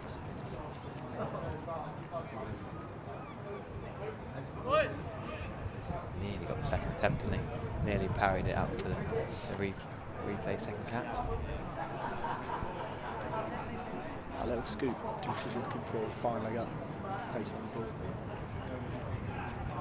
He's furious there because he's actually bowled well, but a couple of no balls for things that sort of trusted his captain or his fielders to be in the right place. It's not just the no ball as well, it's the free hit afterwards that is And so then goes for punishing. six, yeah. So often in club cricket though, you see a no ball not go anywhere. They try and swing so hard, definitely. this goes nowhere, especially against the Dukes on a Saturday. Red ball on a club wicket. Yeah. Not easy to do. Six from Josh, it's a beautiful shot. Look at that replay. Full extension. Yeah, so I'm going to go back to left arm spin. Oh, a big slog sweep from George Thomas again. He's not got hold of this as well. It's just going to be 6. Only 2 yards over the rope. Toby Williams-Thomas is running with his pads on. He nearly caught that. Towards the dugouts. It's a case of coming up our ball back, please. Not far away from his 50s, Josh Thomas. Got George Thomas on strike at the moment. Two brothers. Pretty useful partnership here for Saints. So Gabe's dropping down now, is he? I imagine. Who's in charge? You're the captain up here. No, Who's I your am vice? Josh. No, Josh is captain. I'm vice captain. And well, when he's out there, my you're role here. was, Josh said, if I'm batting, it's on you to tell the lads who are doing what. So right. Hopefully a couple of the badgers in the dugout have got it on, and they'll hear that. I imagine Thomas will stay in the next as per, and then the likes of Trav and Toby can. So you're telling me that the batters are hearing the batting lineup through the earpieces for the commentary from you? From they know the lineup, but the conversation around if batting went to plan, they're not silly, but. So Toby Williams-Thomas and James Travers will both be having their pads on after Thomas probably at 4. Rock paper. Thomas Rue has to bat at 4. He is genuinely the greatest talent I've seen since his brother. So his dad's behind you. It's true, unfortunately. He's such good. He got 70. We played the week before in the league. He got 70 off 100 balls on a wicket that spun against Bristol in a great bowling attack. With 3 Louis Shaw's really good. Phenomenal. Yeah, very, very good. And sat with Curtis Eakin for 3 hours on Wednesday having a good catch up, and he was talking through the Bristol bowling. Well, it's not just that. I mean, you've got to see the fact that he's been called up for the England under-19s. Yeah, at 16. At 16. So that in itself says a lot. Bristol have done well, I think. That pitch as well. Yeah, I'm lucky enough to have seen Thomas and James, and to be fair, these two out in the middle since they were 5, 6, 7. Chris and Debbie throwing hundreds and hundreds of balls for them, and there's no way in a million years Thomas Rue is not batting at 4 in this lineup. I don't care how many lads can come in at the 6, he can still get you 30 and 5 balls. So if George and Josh weren't playing tonight, what would you have done? Good question. Panic? In terms of the batters that would come in, Cam Harding's still open. Cam would have stayed. Yeah, probably would have mixed up, and Thomas probably would have gone up the top, or maybe one of the hitters in Toby. TWT would have had a go. Yeah, I like the way that he plays, and it's tough because he's played so well for us in the middle and at the back end. The more balls you give Toby to face, the more his brain overthinks what he actually needs to do. So for him to stand, see ball, hit ball, I'd probably have gone Thomas Rue at the top because one of the most naturally gifted that there is to just bat, and he's the sort of guy that would get 100 off 70 balls. He has opened, hasn't he? Yeah, he as has well? done. Yeah, he's done it. He's I remember when I was scoring for Saints. Yeah, so probably gone Cam with himself again. Maybe one of the hitters, Gabe and Jay Terry, who opens batting for us on a Saturday, would have steadied the ship in the middle and then kept the hitters further down. I might have had to bat potentially. Got Jay Terry in there as well. Yeah, so many batting options. Yeah, like we bat, and I'm not saying it, but we've got 8 genuine batters down to 8, and then we've got myself at 9 and Luke and Jack. The other part of the conversation around batting was, if it genuinely gets to a position where we are in the last 2 or 3 overs and I haven't got my pads on, there's every chance I can bat 11, because 2 lads, Jack and Luke, have both got every ability. Luke would have done it to be fair. Finally hit his first ball for 6. We've got a new bowler coming on. Jack the same a couple of weeks ago for Possum, first 2 balls, 6. I think it's me, Oscar Coleman from River End. So this is the lad we're talking about, the Sunset Pathway. Yeah. Lad, teenager, who's often not allowed to bowl. Yeah. He's a good cricketer, I think. Yeah. Good batter. Genuine all-rounder, really. Top fielder as well. But it's not allowed to bowl in club cricket a lot of the time because of his age workload being managed. And, too many overs in a week. Tell you what, they're doing this wrong again, aren't they? There's a 4th one coming in the ring. All up on the... Where? There you go. So 4 on the offside. Points up in the ring. And there's a deep cover. Everyone is back on the leg side. Into the wicket. Around the wicket. Josh Thomas could be straight to mid-wicket. Should be. Oh, it's a great effort. Too fair. A little bit away. 50 for Jay there. Left hand and Josh Thomas. Pretty casual. Pretty casual. He's quite happy with the wicket. Is he just a bit there? He goes, get late there. George shook his hand quite early. Why don't let him play? He's the way, he's 16 off 16 to be 51 off 29. Well, George was much the same, wasn't he? He was 1 off 6. George is always a slow burner, and then he suddenly goes. I should mention my stat from that Surrey game, really, shouldn't I? That's what stopped by Surrey, actually. Didn't know where the ball was. It's not hit the helmet. He's all right. His mum's in the score box the far side as well. They're enjoying that. But yeah, it was that Surrey power play. Dan Worrell bowled 1 over that George just couldn't get a bat on. And then suddenly the next over went bang, bang, bang. Yeah. There's something ridiculous. I had a stat. I've got it on my scorecard somewhere in the bag. I can't find it. Well, I think there were 6 overs in the power play, and 3 of them went for about 9. Yeah. The other 3 went all over the place. Tom Law as well. Josh Thomas goes big into the leg side again. 6 runs into the Ondarchi fans. And what you probably can't see is the people in the Ondarchi stands ducking for their lives. Right in the sunshine there. Yeah. That's his shot. When I think of Josh Thomas, I think of that pick up to the leg side. Picks the ball, everything from textbook brilliant. If he wants to go, actually, where's my boundary option on? He looks at you from long on, round to deep square, get on one knee if I can, use the pace and the angle and try and get it backwards. He'll probably do the same again. Shuffle to off stump. Yeah, shot. Skewed over deep point. Not quite as good a shot as you think you thought it was. Thought he got all of that. Skewed over backward point for 2. So did they come and watch on Saturday? Yeah, they didn't come to Bath because they were already up in Middlesex, but like the week before they came down and watched when they played Friday and Sunday. They're playing Friday, Sunday though, aren't they? Yeah. We're lucky, like even when because they are lads who played for us, James and George and Josh, and even Bance when he's around, they'll come down and spend a few hours. And yeah, Bance was at the quarter final at Bridgewater, wasn't it? Yeah, yeah, and Bance then was there watching, wasn't he? There's quite a few actually. When we played Bristol at home, Jack Leach, who's a quiet secret saint, came down. I thought he was a Dean boy. I think. They're going to run an extra run here. I think it might be another one. Could be another buzzer. I don't know if there's cameras on the stands, but I think if you look closely, you'll see a Jack Leach. Yeah, I have seen Jack Leach. Yeah, I've seen him here. Yeah, Jack is actually been given life membership of Taunton Dean. Has he? Yeah. That's to try and keep him at Dean so he doesn't get a Saint. I don't know, but I know he's always welcomed there, but hugely. He's got so many friends at the Saints. Yeah. Position by 138 for 1 with 6.1. Yesterday at Middlesex, because we had 2 fairly early wickets in the 2 stumpings, or so-called stumpings that there were, and then James, Rue and George came in and were quiet until the 25th over when drinks were taken, and after that it was bang, bang, bang, thank you very much, 2 overs, and we were going home, job done. So you telling us that you didn't think the stumping was out either, Polly? I can't comment. Where was your view? Directly in line with the white line of the line concerned. So I think that sounds like nothing goes out, Polly. I'll speak on your behalf. This looks like a Weatherall to me. Not going to come on for his first over. Right. Wait until the 15th over. Useful seamer, I quite like his action. Got a lot of good right arm seamers at Taunton CC actually. They've started quietly, but they're 139 already, so our predictions might be coming to fruition. We've got another 5 overs. Should we give a prediction recap? Polly went 185. I went 162. Chris Rue tried to copy me, then added a 1 to go 163. Lloyd Alley 155. Simon Manley 150. So I would say, yeah, Simon and Lloyd are probably out of the game. We'll do well to be wrong. Something's gone horribly wrong if at 155. Yeah, I think Polly's looking most likely, yeah. This was I'm pretty sure this was the strip that Somerset and Derbyshire posted over 300 on. Yeah. Anish Dow, though, how well did he bat? I thought that was a cracking knock. I do like to applaud the opposition. We can't just be Somerset bias up here. He batted superbly. Ran his 2s really well. If you make over 300 and the opposition overhauls it, fair play to them. Yeah, I didn't think we did a lot wrong. Got a decent score there. Just didn't bowl brilliantly. But no, Bernard Critchley is happy with that ball. My favourite character on fire is Bernard. He's happy. But George had moved over a bit as well. Yeah, it's one of those things. We had a few yesterday questioning the umpire's decision. We got all the replays up here. So what in the 3 games? Yeah. It's funny the way they've worked out that the club finals day is the day before the Baker Cup as well. So I've done 4 club T20 commentary games in about 26 hours. Groundsman must love it.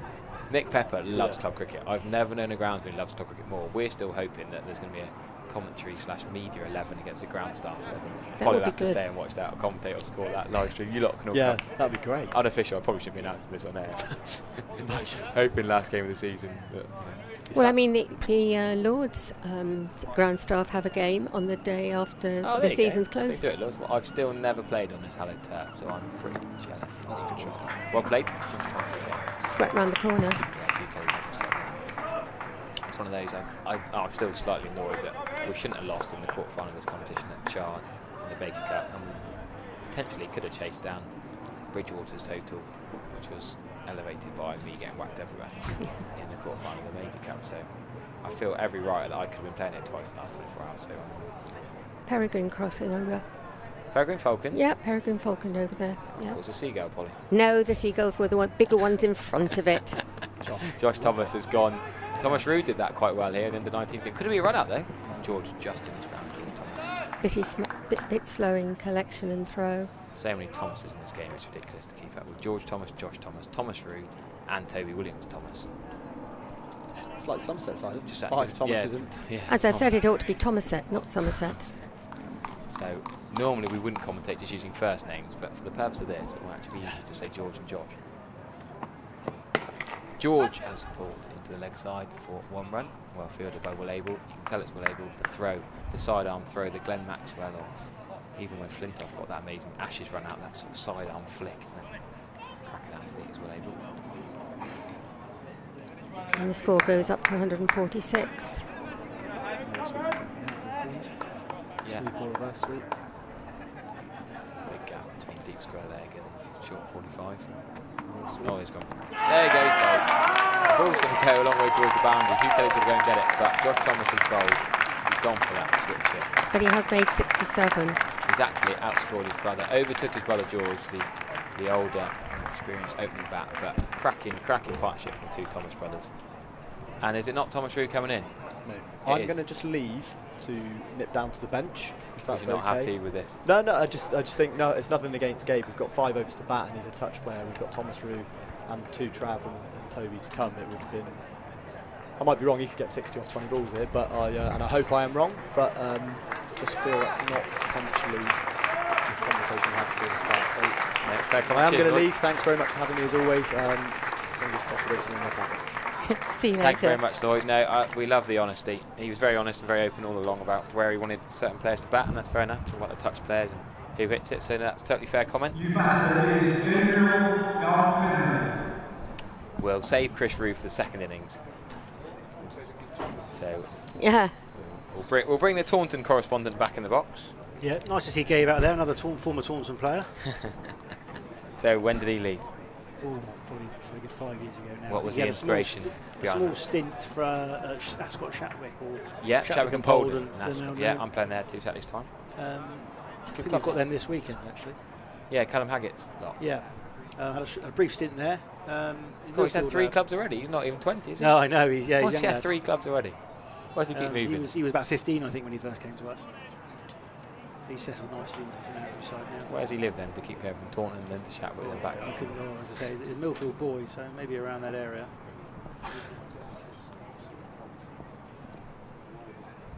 Well, Will Abel is back into the attack from the River End. Tickle down to 45 for 1 run. So, all this chat, Gabe is going to take his first ball in the, 16th over. Not sure about Will's new haircut, Seems to be quite a popular where one. that's come from. Yeah. But What's this unicorn thing you have at Taunton CC? corns. What's that? Unicorn. What's that? Well, I don't know. It's, we want to come up with something a bit fun to be known as. The unicorn suited us quite well with our perhaps relaxed attitude back in the day. Right. And it's kept going. It's been really good actually. People get involved in it. It's quite a bit of fun. Got a nice unicorn suit for someone perhaps who hasn't played well on the day to wear for the evening. It's just a bit of fun, it's something to keep us entertained.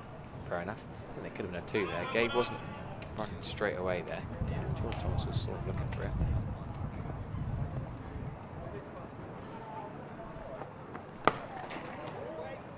George Thomas just wondering out whether to stick or twist here. 4 and a bit overs left. Does he go ballistic? I think now's the time to go, isn't it? Absolutely. Wickets in hand. Doesn't need to save anything, really, does he? Josh's younger brother was more the aggressor in that stage of that partnership. Over 100 on partnership, of course. Gabe, well outside the off stump, trying to get that into the leg side.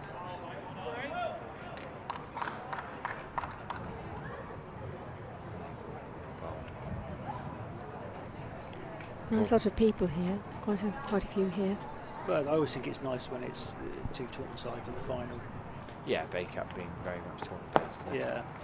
There should be 2 hit. Gabe's hit that in the gap between Nice long one. and deep wicket. Yeah, George Thomas comes back. What an arm that is, man. It's not a particularly accurate throw, but it's seriously fired in. That Oscar. Yeah, Oscar, athlete, isn't he? George really ought to learn that actually the shortest distance between 2 points is straight, not on a rather- curve. Yeah, It tends to end up about 2 wickets over, doesn't it? Yes. Yeah, I've noticed that. I always think, why doesn't the non-striker just back up a little bit wider? You don't want to go in that Hessian mat, that's a bit annoying, but here we go, it's gone outside off again. This time we're just going to dab it. Just going to be a single The there. red ruck as well to feel that just 1 run. He's having to dive around. There's some wayward throws. I don't think Is it Brathwaite or Braithwaite? I never quite know. Either or, I think. Either or, is it? Okay. I just think Carlos. We've got Carlos at Bridgewater and then Paul at Taunton. Yes, Craig Brathwaite is an A, yes, definitely. I know that. I mean the Taunton one. The Taunton one, I think, is Braithwaite. Braithwaite, yeah. That's why I try not to confuse the two. 2 all-rounders who are playing in the There are a lot of Brathwaites in the West Indies. Yes. Because Greg, Craig's good opening bat. And Greg, not Craig, Greg Brathwaite is one of the top umpires there. Yes. And he came over here and played, was instrumental in one of the games here with Rob Bailey. And Rob Bailey was his mentor over here. This is when he was being trained. And Greg actually came here, so he knows this ground. And I was talking to him earlier in December when I was over there. He remembers it well. So Weatherall continuing from the Market Scottish Pavilion end. 4 overs to go. Can St Andrews get towards that 200 mark? Scuff for 1 into the offside. What should we call him? GGF, that'd be easy, wouldn't it? Bit of a mouthful with a double barrel surname.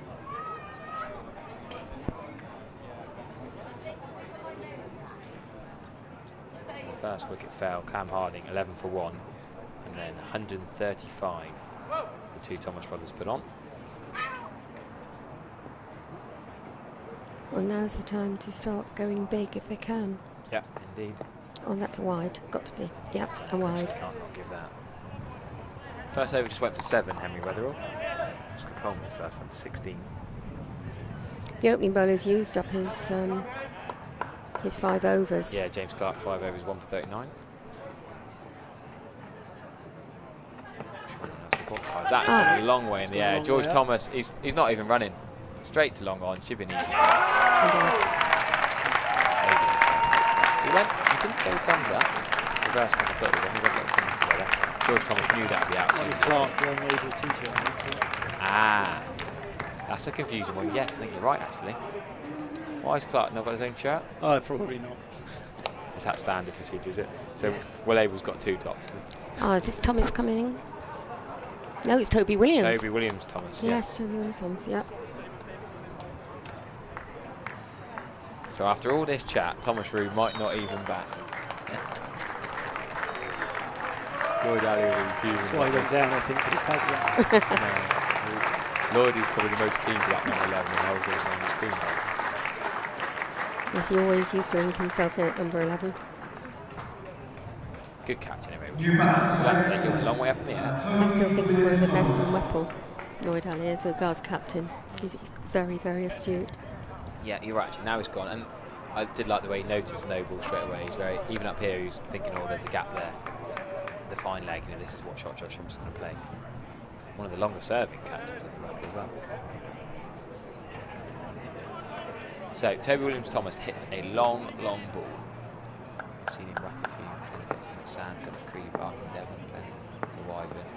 Strong lad, also decent off spin as well. That was a good ball. There you go. He might have 3 straight away.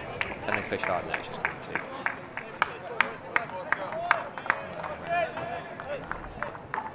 Solly Woodall has done brilliantly to back that up, by the way. There were 2 men on the leg side who could probably more easily have backed it up, but the keeper runs all the way around to back up the bowler's end. Fair play to him. I couldn't quite see Toby running 3. No, as soon as I said that, I thought, actually, maybe not. with a lad called Chunk yesterday. He was a hell of a character, absolute legend of a bloke. Matt plays for Limpshire. It's a shot. Thomas, we just picked him up. He's gone. Second ball. 2 off his first. Neil Chadwick for Limpshire. Brilliant to watch. Bat really well, bowled really well. He wasn't a fan of running threes. So now we're finally going to see Thomas Root. We still haven't given Krisher a chance to come on commentary, but he definitely won't come on commentary now Thomas is batting. So we'll save him for the second 20 overs of the match. Thomas has got a grey Nicks in his hand now. He seems to have a different spot. He's got this on. Yeah. No, grey Nicks. Hey, Thomas is with a red helmet. Gabe with a colour helmet. Two of the probably the shortest players. There's nothing wrong with being short. No, Polly, of course not. I love this though. 3 and a bit overs to go, and you've got 2 of the youngest and smallest lads in the team. Showing the big boys how to do it.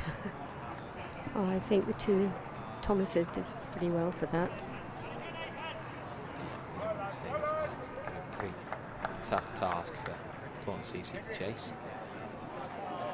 I was here commentating on that under-19s game, Saints against Taunton Dean Dynamos, and Thomas played that shot that went viral, didn't he? That reverse pull, I call it. It wasn't a reverse swing. Reverse pull, I think it was off James Travers. He was playing with it, was it? Scores 156, so that's at least 1 person out of it. Oh, Yeah. is that a no ball? Thomas Root could not have had a nicer ball to start with. No, it's just a 4. 3 backward points. It's pretty for 4. high. It's a high full toss, but not too high. I'm going to chalk myself off the score prediction. Lloyd's gone. Simon Manley's gone. I'm 2 runs away from going, so I'm marking myself off. So it's going to be Polly. Chris Root said 163, but Polly's 185. He's going to win the. Not necessarily. Well, yes, Polly, yeah. Can't buy experience in a sports. That's it. Well, you know what they say. Well, by the time you've got experience, that's all you've got. As you say, it's not necessarily one. Well, some that haven't necessarily got home semi-final, but the 99.9%. Right, so where did Taunton go here then? Do they go, well, Abel, does he bowl his 5? Does Liam Redbrook come back? I think I'd like to see Liam come back. Yeah. It looks like Will's going to come on now. That's a good shout. You don't go to Hoffman?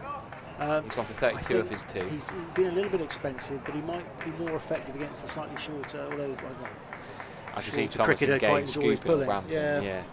Short guys normally play the short ball quite well. No, I'm happy with Will back on. He's such a big influential player for us that he's got bits and change the game with bat and balls. He's been with you some years now. Yes, well, since he was about 5. Same with his brother.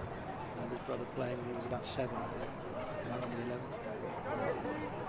Well, he's had a few holidays this summer. He missed a couple of games. But Yeah, he's tied down. That's the problem, isn't it? Hockey as well in the winter. It's busy Saturdays. That could be a 2. Should be a 2. Thomas Root wanted the 2 straight away. Gabe's quickly responded. Scampering. That's another dodgy thing. Dead right. Paul Braithwaite wouldn't be best. No, well, I don't know if he's watching. Where is he? Is he on holiday somewhere? To be honest with you, I don't know. Back in Hartlepool? I don't know where he is. He took a hell of a catch, by the way. We should say what catch he took against Chard. Didn't cover safe in the game. Well played. Good. 4 more. Yep. Oh, I'm sorry, I've missed this. This is really poor for me. This is the best live chat content we've had all season. Cam Harding in the YouTube chat. Lloyd Alley, who's in next? Harry, can you ask Lloyd who he wants to go in next? Oh, so it's my fault. So if Saints lose this game, I'm neutral. I'm not biased up here. But I shouldn't have read out the YouTube comments. Sorry. Sorry, Cam, that's poor from me. If I was reading the comments, Lloyd might have got what he wanted with the hitters coming in the end. But so if they had the sound up, they would have heard Lloyd saying, but clearly the lads, well, Cam was already out, so he could have had it. He could have had the live stream on. 168 now. We should correct Mike from Ilminster in the comments. It wasn't actually Abel who took the catch. It was someone wearing Abel's top just to confuse everyone. James Clark took the catch to dismiss George Thomas.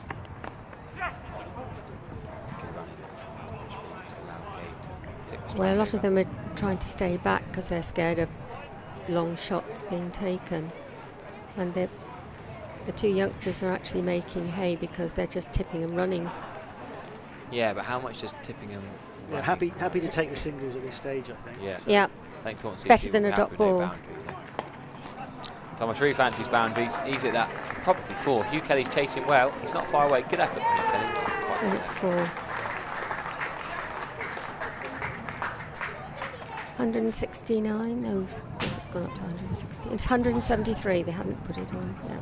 Come on, Polly. You can't be rude about the scores. Being a bit slow, getting used to the machines and the. Actually, I can tell you for a fact that Doesn't go through straight away, it's not going through straight away. It's a pain. Yeah, we always think that.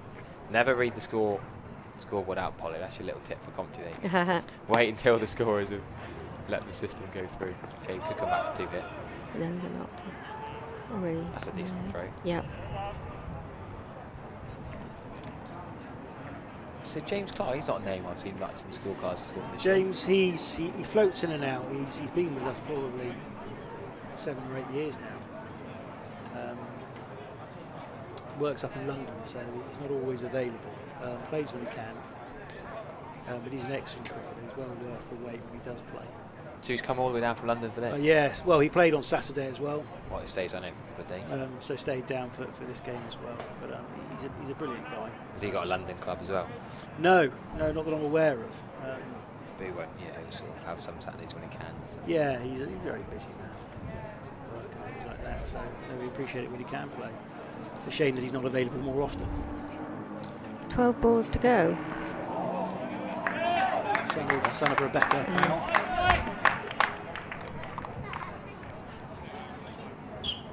So Weatherall given the death bowling responsibilities. I guess thanks to the Ring Bells for giving him a night off to play tonight. It's not open on a Monday, I don't think. Yes, good knowledge, very good. I was about to say they'll be celebrating in there shortly, but no. Have Taunton Vale got the champagne on ice at home just in case? No, I think it's more the cider. Will the bar be open tonight if they win? Certainly not at Taunton Vale. Right. No, I was going to say that's a cracking shot. Thomas Reed, 6 all the way, clean hit. Over wide long off 6. Over the covers. There's a car bottom to find practice nets. Just a clean hit. I love the way Thomas Reed.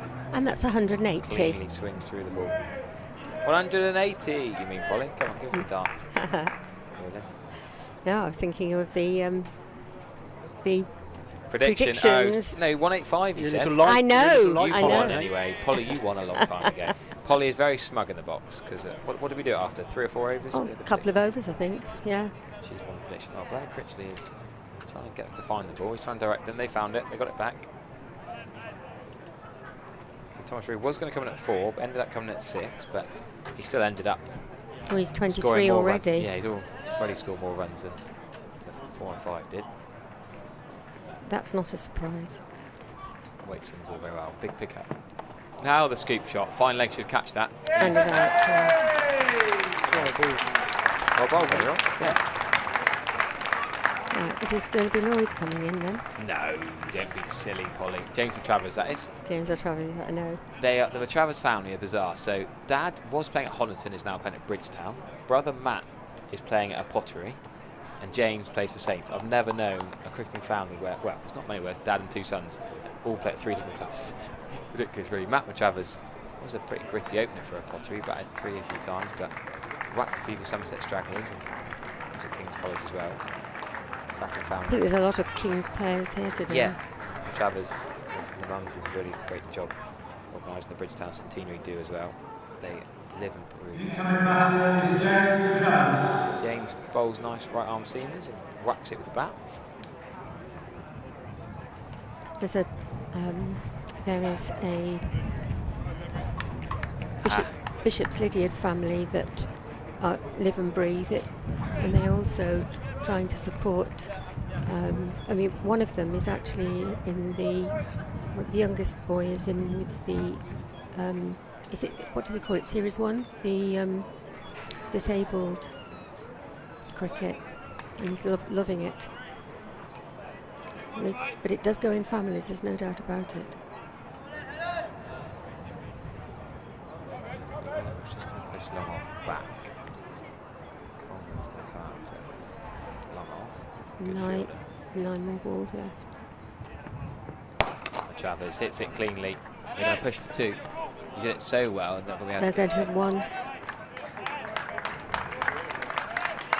Shout out to our American fans, Michael Gowden, who's sent me a cracking. Have a look on my Twitter page. He asked me the video of the shirts that I arranged for Will Smead to sign for his kids. He loves the live stream, loves Somerset. Out in Denver. Oh, that's a full toss. Oh, he's not. What? He's not seen it. He's not seen it. He went. He's just let it go for 4. That should have been straight down Will Abel's throat. But he's straight into the sun. He's got a Harry. cap on. He's not got sunglasses. He's got a cap on. He's not angled to leave his cap quite right. He's just let it go for 4. He's turned his back. It's just trickled past him. Oh, Obviously, doesn't think Taunton got enough. He fancies 150 not out. I always think when the sun's in your eyes, I always angle the peak of my cap to try and cover it, or use one hand, and then you don't really want to try and catch it one-handed, but give yourself a chance. Well, that is a full toss. That has been given the treatment. That's gone all the way for 6. Just gone over the Only leg. just as good enough. And And that's Gabe, first for 6. More of a touch player, as Lloyd says, but is it that fairly well? I like with that shot. 191 for 5 then, with 6 balls remaining. Could they get to 200? yep. It's a long way outside the off stump, and that full toss is just saying hit me, pull shot. Cleanly went with it. So there's 2 divisions between these 2 sides currently, but if my lot Wemden slip up on Saturday, or the following Saturday, then Taunton I'd expect to win their last 3 games. They could pip us for the Weckl Somerset title. Big 3-game showdown, and there'll only be 1 division between these 2 sides. Weckl on the other side.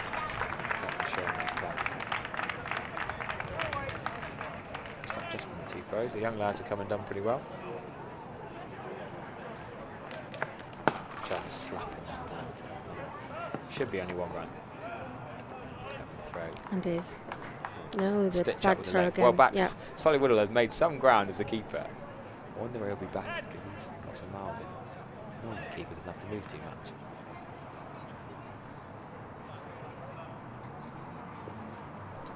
Dan Crick's watching probably. I'd hope so. That's gone over. That's, What a shot. that's in another 4. He's showing him how to do it. Gave the young touch player a nod to coming at 4 because Lloyd was up in the commentary box. It looks like the right decision, I think. There you go. Good job Lloyd was up there. Yeah, what a shot that is. Not slow, we're able, but switching now. He's running across. He's going wherever he wants to go now. Gabe tried to pull that for 4 or 6. Oh, Hoffman can't get there. Another misfield for Taunton CC. They're struggling a good field inside. Another 4. Bigging up the work Paul Braithwaite's done. All the work they do, 45-minute training, isn't it, each week, working hard in I the think field. that's 200 up, isn't it? Yeah, that's 200 Yep. up, but it shouldn't have been. Hoffman got there, and he's not got the sun in his eyes. He's in the shade down there. And that through his legs. Will Abel will not be happy, but then, to be fair, he had 1. You can see the sun the other side, so a tricky couple of overs of Taunton CC. Started really well. We should say the first 5 overs, Taunton CC won. You know, and that I think might give Taunton a little bit of confidence when they're back, because it was such a good start for them. So they know if they go quickly, get on top of that run rate early, you know, anything can happen, can't it? That was a good pick up on the throw to restrict the batters to down to 1. Oh, and a miss now. Wide Yorker, well bowled. Come back from the label. He will probably open the batting, won't he? Yes. Quite often opens the batting and the bowling. Last ball.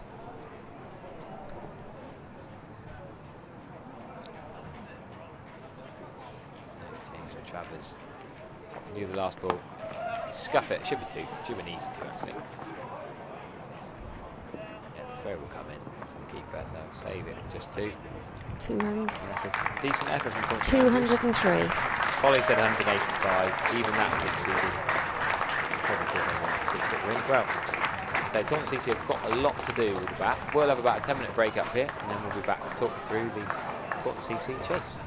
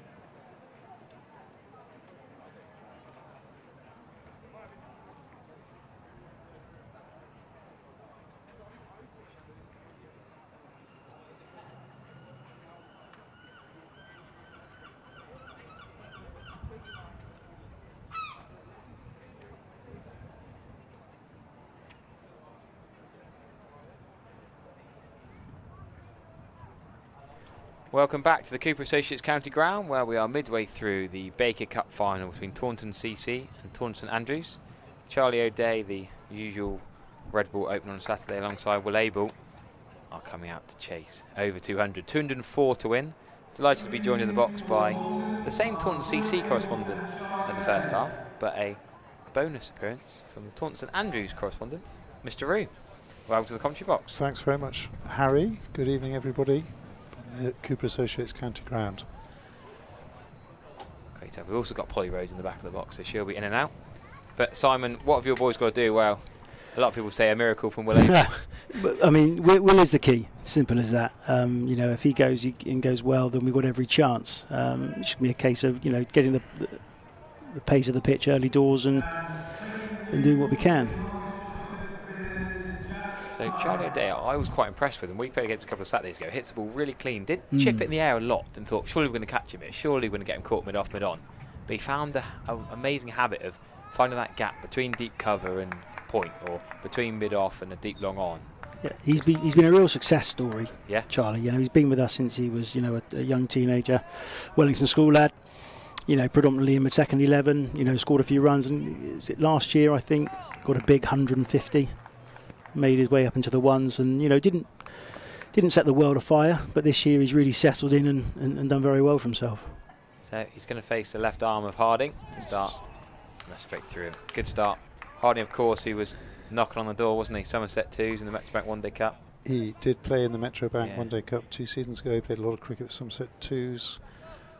Originally played his cricket at Clevedon, came over to us 2 or 3 years ago. He's been on trial various county second 11 teams around the country over the last couple of years, but still looking for a full-time contract. Going over to play in Melbourne in Australia in the winter. Yeah, a lot of lads I know going to play in Melbourne. A lot of the Whipple lads. Jacob Hurry's going over to play in my old league in Bairnsdale near Melbourne, where I played a few years ago. Another lad from Yeovil, Will Chesterman's going out to play in Melbourne. It's quite a common place. Guys here go over and play Melbourne. Lovely city, amazing place to play and watch cricket. Jack's brother Cam, who you might see bowling shortly, is also going to Melbourne. So both Harding brothers going to Melbourne. Same club? They're going to different clubs, actually. But will they live together? I don't think they live together. I think the clubs are too far apart. But Clint Harding is looking forward to his trip, and Melbourne's looking very much forward to their wide ball. The bars in Melbourne are looking forward to Clint arriving. Bernard Critchley gets the Taunton CC innings underway with his outstretched arms for a wide. So Saints could have had Szymanski and Harding out and bowling, two lads who've been knocking on many doors of whether it's Devon or Glamorgan or Somerset or Gloucester to circuit around, but Szymanski's a bit busy at the Fort Field at Sidmouth. He is playing for Devon at Sidmouth today. Yeah, they've got a crucial game. Day 2 of the 3-dayer. Looks a little bit quick for Charlie O'Day currently. Probably not quite used to that sort of pace in the Somerset Whipple division. Yeah, we've got Monley and North Peverton gets it through fairly sharpish. Not got many left armers. Jack Harding has been with the Somerset age group programme for the pathways from the under-10s. He was in the same under-10 team as George Thomas and James Rue. Went all the way through under-10s up through to the under-18s. Originally played for Congresbury before Clevedon. Yeah.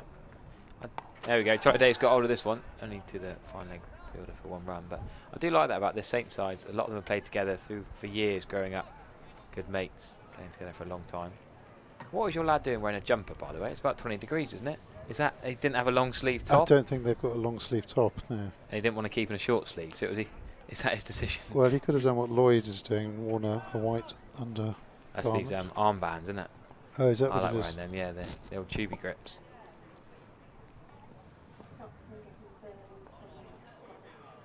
Thomas Rue hasn't got much company. Polly just said that stops them getting burns from Yeah, that's what I wear them for. Yeah. Oh, he's run all the way down, all the way back. Charlie O'Day has almost run 2 there. Will Abel didn't fancy it. Pretty quick between the wickets as Will Abel. I'm surprised he's not run that. Is Charlie O'Day's cool as well, technically, behind square on the offside. He's called through a single, done the right thing there, trying to push the runs.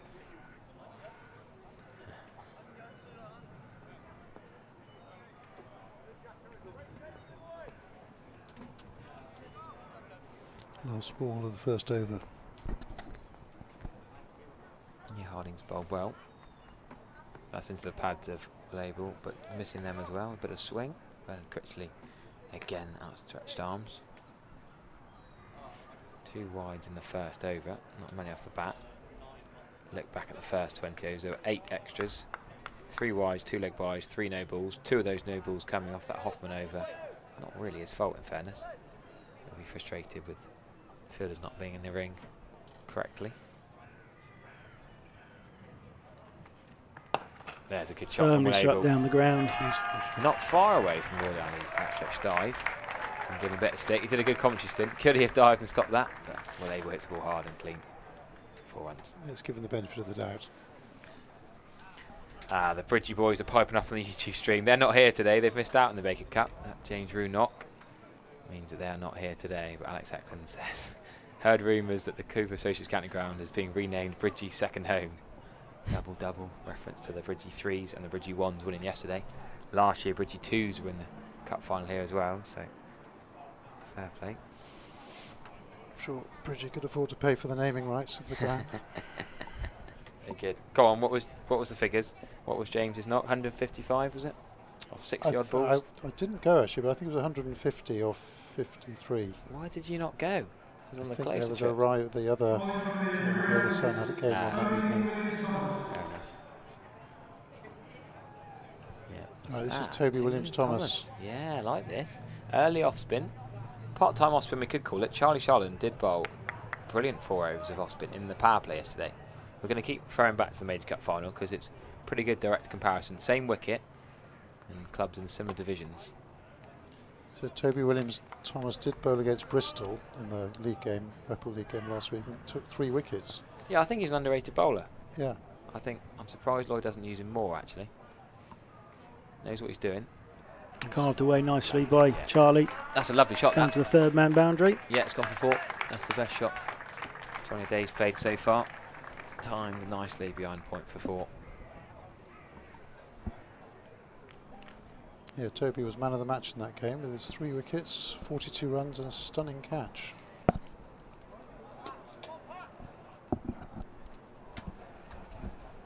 Yeah, Toby got out second ball, hit it straight to extra cover.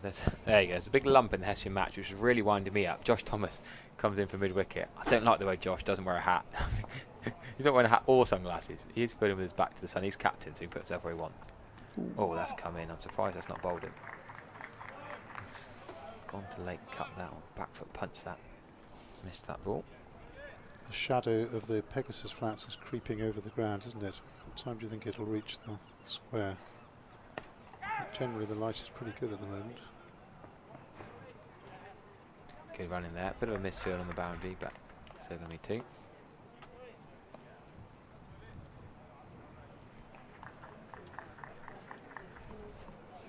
So deep square leg, deep mid wicket, deep long on, long off, deep cover.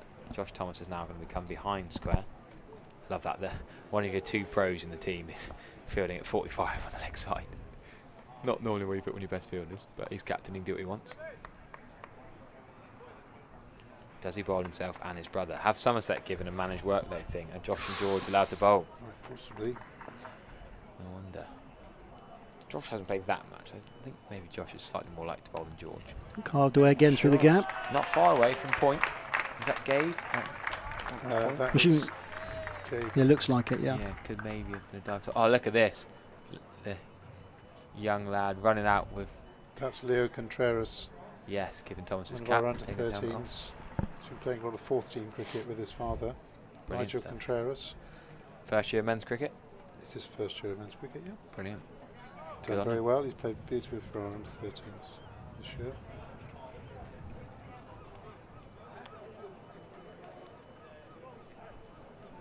It was.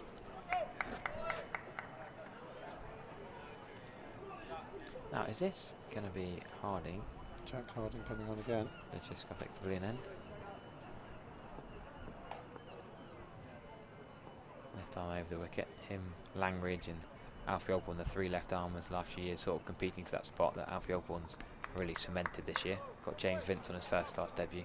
Bowled really well in the One Day Cup recently. So Harding and JT Langridge sort of been fizzled out. Nearly got it in the back of the head then. JT Langridge has been injured. Yes, I this say year. in the ailments lad. He's barely played for weeks and months now. Didn't play. He's up at Malvern College at school. Doesn't play that for them this year. He did say that he might be batting at the tail end of the be able to bat at the tail end of the season, but hasn't played yet. No, sad to see someone's career struggling with injuries. Oh, Charlie Day again is looking to. Will Abel, is he still on holiday mode? He doesn't fancy running, Quite possibly, yeah. Still a bit of a hangover from Croatia, I think. He can hit the ball hard and clean, but he's still got to run a bit harder than this to try and get 200. Charlie Day is doing the right thing, pushing hard with every run.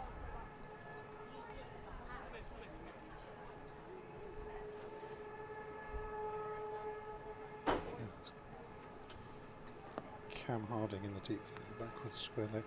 Yeah, he's they got all his have floppy numbers hat. on, but they don't have names on the shirts. That's a bit quick from Harding through the pull shot. Charlie Day does pull well. But that one is a little bit far outside the off stump. Mind you, if you got anything on it, it'd probably get 4. Top post over Thomas Rue's head. Lloyd Ali, will he have to bolt? He's at mid off, shining the ball. That's George Thomas, isn't it? In the deep cover region, he's in the shade.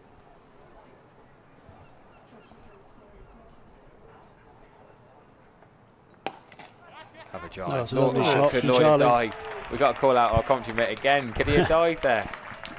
One of the old elder statesmen in the side. Decent cover drive from Charlie O'Day, but didn't absolutely nail it. Can we see a replay of the fielding? Yeah, we'll get a replay. There's a bit of We've sunshine. got a on our replay of screen. the stroke. Can we see a replay of whether our former commentary partner should he have dived to stop that? Lloyd's had a few stints on comms in the Baker Cup. He's getting a bit of stick from Gimlet's Hill behind him here. He'll come on to poll at some point, I'm sure. Ball gets me in pre-season, but a good laugh. I think I snicked him through the gully. Oh, that's fended off, but missed. That's probably just over leg stump, so technically not going to be a wide. Yeah. Bernard Critchley gives the signals. Talking about Australia, there's another man fielding at mid-wicket there, Jay Terry, with number 2 on his back. He's going off to Sydney again. He was in Sydney last summer. He's going back there. Yeah, well, sorry, there. He's not there old summer. either. How old's Jay now? Jay is a year out of school, so he's 19. Yeah. He's played a bit of Somerset twos. He's got a double century for... Shot. That is a lovely pickup. All the way for 6. We've been saying Harding looks a little bit quick for a day. He's not got hold of many. Played and missed it a few, but that is in the arc and out the park. Towards the car park, in fact. He's almost premeditated that, it looked like. He's gone with it. Boom. In towards the practice nets. So Jay Terry, would you expect him to bat higher? Well, he opens the batting for our ones in the 50 over competition. Yeah, just finishing what I was saying, he scored 200 for Somerset under-18s last season. He was, I think, the top run scorer in the county under-18 competition. And that set him up for a winter overseas in Sydney, where he played for University of New South Wales. He's been working in England this summer and playing for us regularly. He's going back to Sydney for the winter. So he spent a fair amount of time playing with Thomas Rue, James Travers, I suppose those guys yes, play a lot of cricket together. Yes, those two definitely. I don't think he played much with George Thomas and James Rue, but he would have played with Josh Thomas quite a bit for Somerset under-18s. He was at Queen's College Taunton originally and then went to King's Bruton for several years. Is this Cam Harding, it looks like? It looks like the ran shot by Lovely straight drive from William. Lovely straight drive. That was a beautiful all the way. shot. That's the best shot of this innings so far. Lovely timing. Cam Harding not particularly quick, but bowls a fair amount on Saturday, isn't he? We won't bowl every week and won't always bowl 10, but handy enough bowler.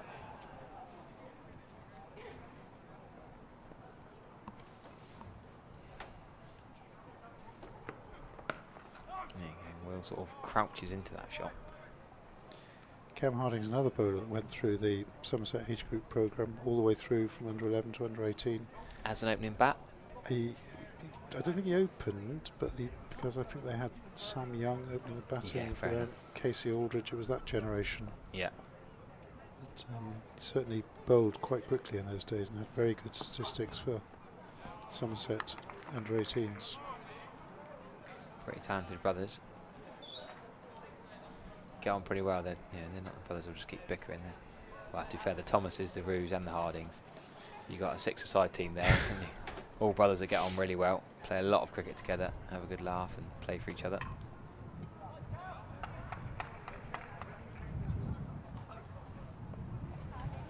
It's a game of brothers, really. There's two Colemans, aren't there, and two Weatheralls? There are Two Colemans, yeah, two Weatheralls. Thought we might see the younger Two Coleman today, Harvey. He's one of the 12thers. He's run on a few times, I think, with some drinks. Made his first team debut on Saturday. Brought us home. Bit of a slip up at Froome, wasn't there? 5 wickets lost early on. Yeah. Weak Froome side. Well, you know, having played at Froome a number of times, I'm not sure how much the wicket played into it. We played there 3 weeks ago and it was pretty awful. I thought of the dry weather it might be Ooh, better. picked it up. Not far away from deep mid wicket though. He thought about flicking it back. He's taken the catch comfortably enough. Will Abel has to go. That is a massive wicket in this game. Will Abel didn't run particularly hard the opening overs. He's hit a couple of lovely boundaries though. Got to 9. And he's hit that straight to deep mid wicket. I reckon it's George Thomas without a hat or anything on there in deep cover, deep mid wicket, each end. Just spotted Rob Abel, his father, sitting underneath the scoreboard. Hugh Kelly looks to be coming in at 4, I reckon. Yep. At 3, sorry. Whether they go Liam Redrup or Solly Woodall or Oscar Coleman himself at 4 or 5, I guess. Well, yeah, a few options. Liam, big, powerful hitter, isn't he? Yeah. Be nice to see him up the order, I think. Yeah, when we played against him in this rain-affected game, he came in and then I bowled my really slow loopy leg spin and he just tried he's out second ball or something, yeah. He hit it straight to, no, close square leg, actually. Mark Baker says, disappointed not to see Simon Manley playing. Oh. Well, you gave him a shout. He's given yeah, well, you know, he's right. I probably should be out there. I think maybe age and weight are not on my side. He hasn't responded as to the James Baker Wemden move, though. Well, I'll ask him about that training later in the week. Yeah, it was a sad day when I knew that he was playing for Wemden. Mark's a very loyal fan. Comes to every game James plays. He can't spend any time at home. Work, golf course, or watching James. Maybe didn't do much work. He loved it. Drove all the way to Temple Cloud on Saturday and then didn't even take his son home. That made me chuckle. Do you not? Put James in the putty bus, another former tournament player. Yeah. And then Mark drove himself. Well, Puddy, to be fair, he was at Wemden originally, wasn't he? Yeah. And then. God, we're taking on Josh Thomas of all the players to take on in the field. It's a cheap single.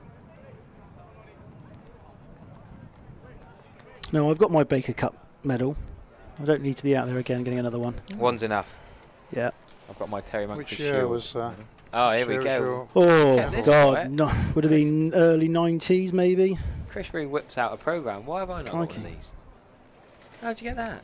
I was given it on the way. I want to say 96. I don't know why. I even went and spoke to the organiser of the Baker Cup and they didn't give me a brochure or a leaflet. No, it's not going back far enough.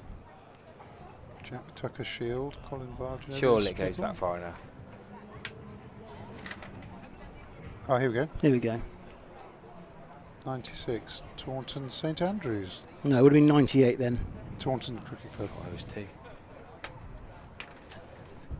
That's a useful bit of paperwork there. Yeah. Right, so we're going to see Lloyd Alley, left armour, into the attack for the 5th over. Not skipper for this. Josh Thomas, he's delegated skipper. Nice to see Ilminster appearing in this. Going back over the past 20 years, 4 or 5 Ilminster victories. Similar number of Taunton victories, similar number of Taunton St Andrews victories. Taunton Dean, similar number, but only 2 from Bridgewater. Is that a comment to Alex Eklund? She was still at the top of the chat. They enjoyed their day out yesterday. Still a Taunton Cup, isn't it? Yeah. He has this habit of hanging the bat out there but finding the middle. There you go. Mike Filmerson is always in the YouTube chat. He doesn't miss a Somerset Cricket Club live stream. He says we've got the original Baker Cup wooden collection box in the museum office. Do go and have a look at the museum. Some great stuff in there. I added the Blagden history to the museum website yesterday. Blagden CC, that is not Blagden Hill, but Blagden up further towards North Somerset. They were playing in the Minor Cup at 10 AM yesterday. You can watch back replays and slow-mos of 3 of the club finals yesterday and today, of course. It's an interesting history of the Baker Cup for those who might be interested in the programme. If you can, if you're here in the crowd, pick up a programme. But Herbert Baker, after whom the cup is named, was actually a member of Taunton Cricket Club. Died, Was he? I didn't know that. Well, I did think that died in 1935 at the age of 30. Crikey. if you go to the organisers' hut today, it's very Taunton CC based. There's Yes, John. Melv Gale, John Kerslake. Happy birthday, John Kerslake. Oh, I didn't even Yeah. realise that. He didn't even mention that. All Yeah. the emails and WhatsApps he sent me trying to organise this. He wasn't going to bother live streaming it. I said, "Oh, come on, put a bit of effort in. Speak to Ben Warren. We'll get it sorted." And then it's on his birthday. He didn't even mention it. Fair play to him. He was at the Terry Moncrief Shield when we were playing there last Monday. He was there whilst also trying to get to the Wyvern Yes. for the Chard St Andrews game, which actually set this final up. Going back a few years, there's some other interesting names of clubs that have won this. The Taunton Outcasts in the 1970s. Yes, someone Yeah, was telling me about the Outcasts. Outcasts the other day, actually. I was getting a bit of history of Taunton cricket. Lloyd Daly had a decent first day for this, by the way. Milverton Cricket Club in the 70s as well, won it twice. As in Milverton near Riverlisco, I suppose. Yeah. Yeah, okay. Don't know if they still have a cricket club, do they? Don't think they do. It's a shame. Again, John Kerslake probably the man to ask. Played for them Probably- for a few They've years. probably all gone to Wivey, have they? There's another link with Taunton CC, because Mr. Quick is the Riverlisco groundsman. Here we go, if you want to come for an evening of a legend, not listening to us lot, but listening to Joel Garner, 21st of August, 6 o'clock. Tickets available on the website or ring up the office. Come on in. Big Joel Garner, big bird, size 16 feet, isn't it? The boots are in the museum if you want to have a look at the size of his feet. Should be a cracking evening. Right, Harding of the Cam variety, with 7 on his back. He's facing the Lord Ian Botham stand and the river end. He can come in for a second over. Very good over there from Lloyd Alley. His first, only 5 runs off it. Could be a field in there from Cam. 5 runs also from Cameron Harding's first over. We should mention I've just had a check from text from one of the other roos, Chris. The American contingent, Michael, wanted to know. He wanted to know the family tree. I thought rather than me trying to explain it, do you want to explain the James, the Thomases, the Charlies, all the roos there are out there? There's a lovely shot through the offside from UK. That should be 4. Good bit of fielding Oh, there. well Brilliant fielded. bit of fielding. Deep cover comes around really well to save 2 runs there. I'm going to hand back to Polly. Can I just say one thing Yeah, before go for it. I hand over, which is it's my father's 93rd birthday today. There you So the go. grandfather of James and Thomas, he's 93, sitting at home in Chepstow watching this live stream, listening. He sits Brilliant. watching, listening almost every day of the summer. He's can't Some get good that much, innings. so yeah, Wow. good innings, and really I suppose that's where any talent there is probably came from. So. Bypass you to them today. And Charlie Anyway, Roos on watched that as well, note, so great I stuff. will say happy birthday to Dad and pass on to Polly. Brilliant stuff. Thank you very much. Polly Rose not on scoring duty tonight, so she said she'd have a first stint of commentary experience. Come on and give us her dulcet tones.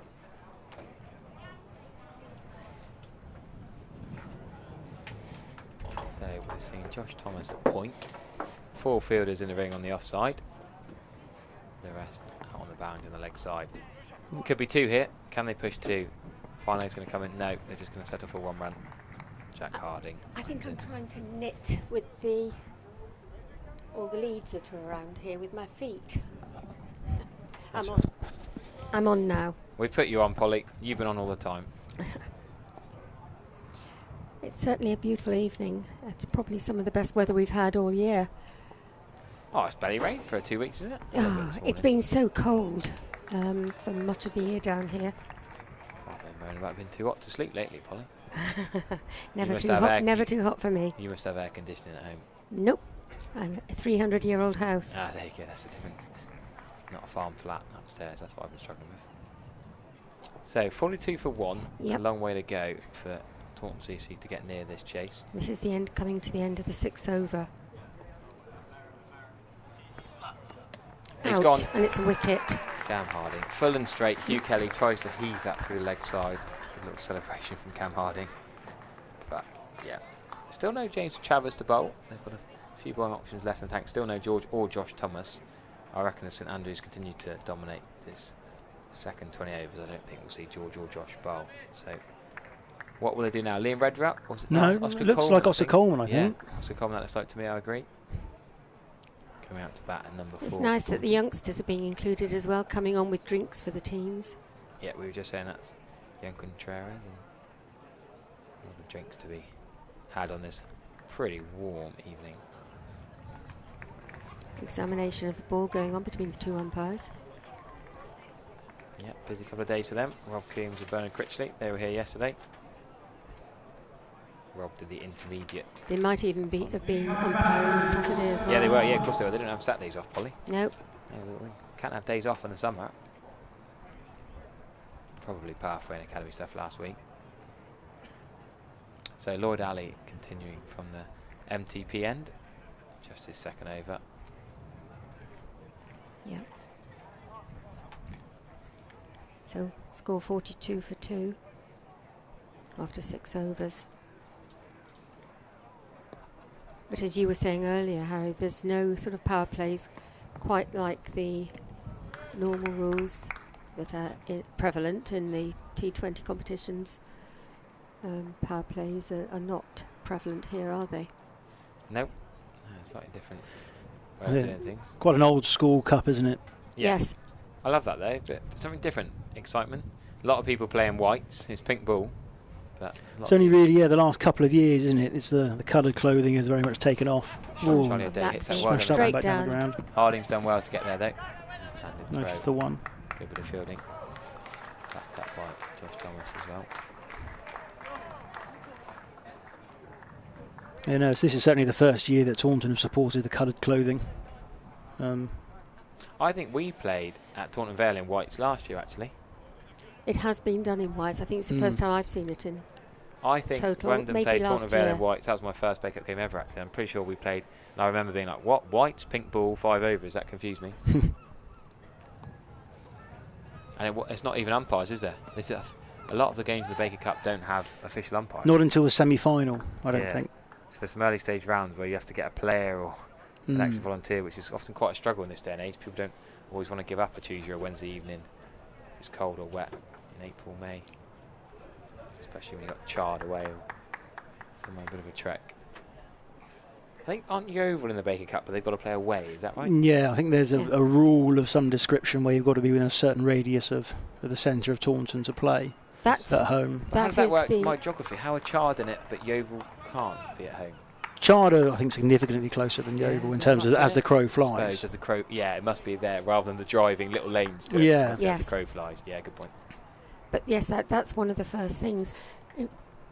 I think Chris is gone now, hasn't he? So talking of, we've had father and sons, we've had brothers, we've now got mother on commentary, daughter listening. Your daughter's just tuned in, Polly. Oh, right, good. She said, hello, Mum. Hello, daughter. You're on your comms there. Amy's watching from the northeast. She's up in Scarborough. Yeah. She's become quite an avid fan over the last 3 years, I guess, something like that. Well, considering she's had it rammed down her throat all her life, she's finally succumbed. Took a bit of time. Absolutely. Oh, with Ali, still this curve run up. Playing a miss outside the off stump from Coleman. It took me a long time to get my husband into it as well. It's the end of another over. 7 overs gone now. Score 45. Yeah, so I was facing Lloyd in a preseason game at night, so in the year. He just gets that decent length. Left arm was slanted across you. And very cold it was back in April when we were playing then. First time I faced him, but it's that left arm angle, isn't it? It's slightly different. It's different angle. That's what's so useful about. We've been trying for ages since Charles Willoughby was playing here. Yes. They've only recently. Dirk Nana's played for a little bit. Dirk Nana's played for a little. In the last few years. That's right, but we've got a very good young up and coming one in Alfie Ogborn. Oh, is he still up and coming? I think he's genuinely. Well, he's come there. Yes. I think he's past that now. Polly. Well, he's one of the first he's still teams not back broken into the first team. He's broken into the list A. Of course, he has this year, and he's done fairly well in that as well. I reckon he'll play in September. I'll put my neck on the line. I reckon he'll get at least one game for Somerset in September. Could very well do. Championship. But as you say, the left arm angle is different, and if people are not used to playing a left armour, then that can really play into the left armour's hands. left arm on show tonight has only bowled 2 overs in Mr. Harding. Yeah. Ali's now bowled 2 as well, but Cam Harding is into his 3rd. And that goes straight through to Thomas Rue at the stumps. The only bowler to bowl 3 overs straight through in this innings so far. Yes, but he didn't open, did he? No, they often quite like to bowl spin in the power play. Yeah. Whether it's not, I say power play, it's not really the power play. Like to open up the spin. For a few years, Max Waller did for Somerset as well. Yeah, well, Tom Lammonby tried a bit of left arm medium pace in the power play until he got whacked at Bristol. Yeah. Miles Hammond last year. Often, a lot of captains in white ball cricket, or pink ball cricket you'd call this, they like to try and get sort of burgling over, get a bonus over out the way for part-timer, and save your 4 main bowlers for later overs. There you go, Day on the pull again. This should be caught. I think it's going to drop. Oh, he's not drop got there. short. George, good chip is all it's bounced over George Thomas's head. 2 Scramble a cheeky 2. Yeah. Might be Luke Paul out of deep middle wicket potentially. A long way for him to come in. He's got away with that, I think. So when we played against him, we get a lot of clean, lovely shots, but a lot of plinks in gaps. The pitching wedge, we were calling it. Sort of chip the ball in the air, not quite carrying to the deep, but it's a good habit if you can regularly do it. Mistime it for 2.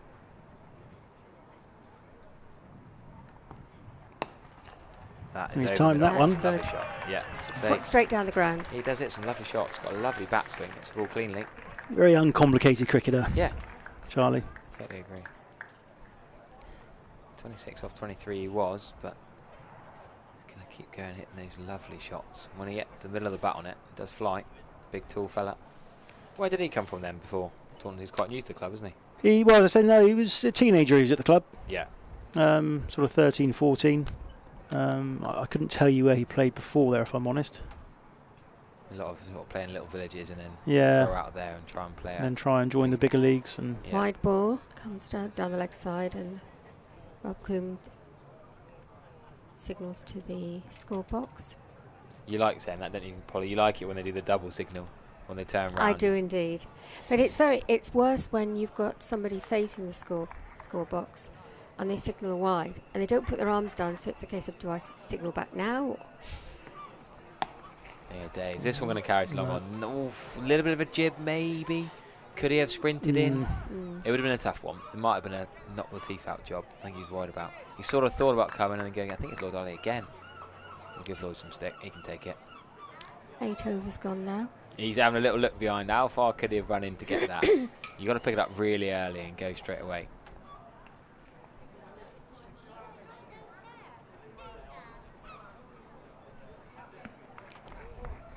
Myself, Harry Everett, Polly Rhodes the scorer, of course, and Simon Manley from Taunton CC, all on comms for this Baker Cup final. Do have a look in the YouTube chat as well. Remember, you can watch this back at any stage. Hopefully some of you are listening in the crowd with your Virtue Motors earpiece in. Give us a wave in the crowd if you've got your earpiece in. I can see Chris Rue's gone down to join Debbie down below us. Thanks for his brief commentary stint early. He's got his camera in hand. He's a busy man. He's swinging everything through the leg side at the moment. Oh, that's misfield. Should have stopped that, really. Well, didn't cost any extra runs. runs. Jay Terry, isn't it? Yep. Josh Thomas backed him up. There's an England flag down there. What's that all about? Surely that's not the Rue England flag. Not quite sure what's going on down there. Oh, shout out to Matt Doves on the directing duties. Will Martin on the camera. Somerset staff. A busy day sorting out One Day Cup semi-final tickets. And all mucking in tonight. That's a lovely shot. Ooh, Toby Williams-Thomas with a lovely catch. Look at that celebration as well. Absolutely. I thought he timed that beautifully. Back foot punch was in the air.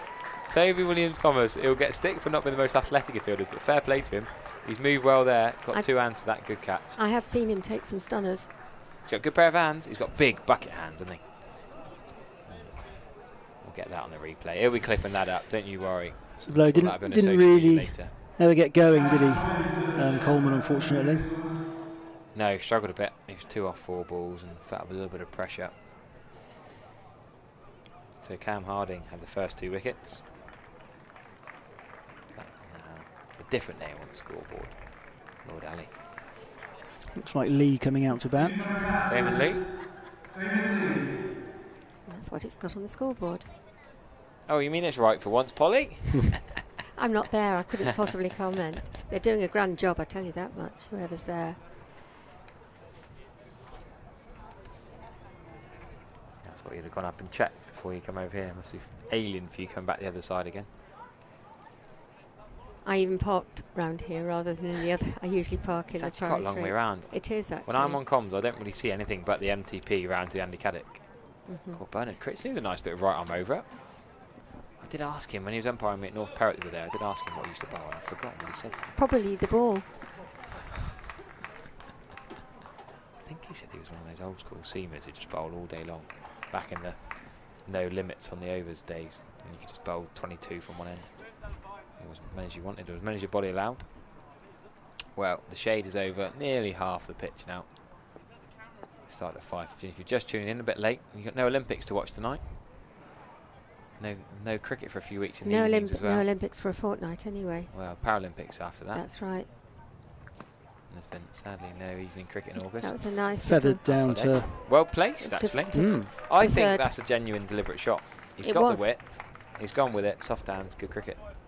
Third man is quite wide. I said this on comms yesterday. I had a long chat with some of the Bridgie lads during the Bath Bridgie Major Cup game. And Harminder Singh was very wide at deep third. I thought he's not going to save the edge there. I know he's not necessarily there to stop the edge, but if he's a little bit finer, he could then maybe stop the dab, the late cut, stop two, and stop the edge. And he's still pretty wide on the Hildreth stand. This one is a he tried the same again, but he didn't do it. Didn't get it. Didn't lay a bat on it.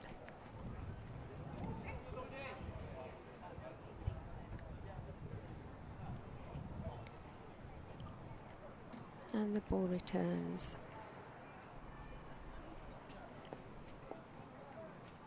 And then again. That length's a little bit better from Lord Ali there. Anything to get that away. Still no Liam Redrup, the skipper saved himself. Solly Woodall, the keeper, is a quality batter, maybe not so much a T20 player. He's got a brilliant 100 at the green against Wemden in a losing cause ultimately last year, but batted brilliantly. I'm sure Jordan Hoffman can give it a biff, can he? Jordan, yes, can hit a long ball.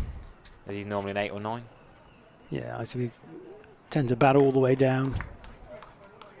As a lot of teams do these days. They do. It's a three-dimensional game, Polly, isn't it? Yeah, there aren't many Chris Martins getting around anymore, are there? Who didn't even, how many professional cricketers out there can you think of that didn't even take their pads, didn't even take their batting gear to nets? So I think that's a cracking story. Can't think of a tail ender that bad anymore. Even Jimmy Anderson would probably open in club cricket. Good enough too.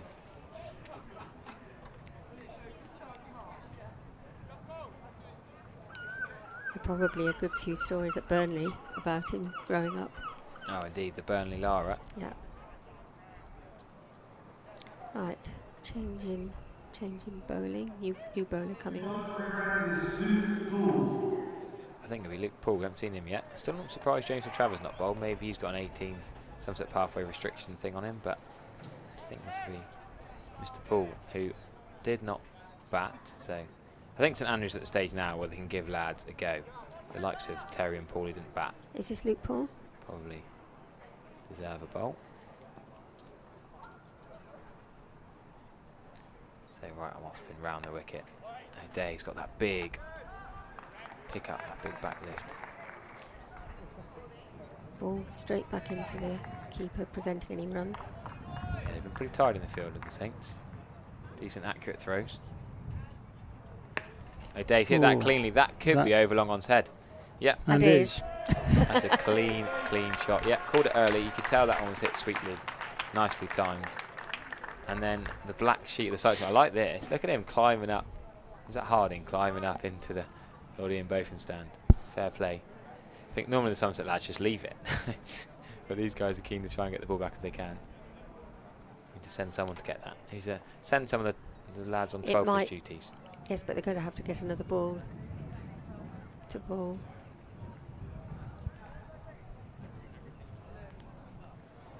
So any hope from the Taunton CC perspective?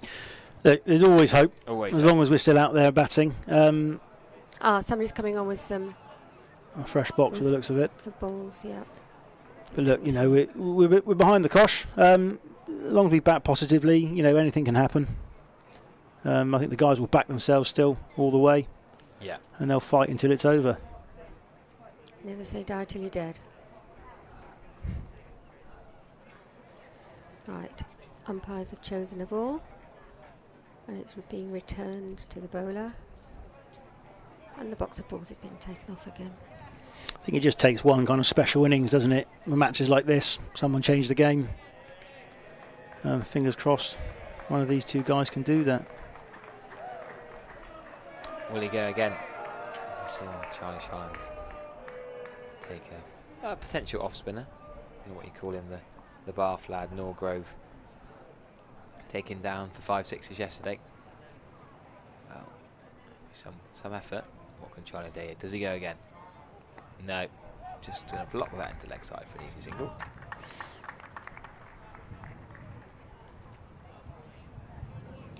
Well, coming up to the halfway mark now. Single takes the score on to 67.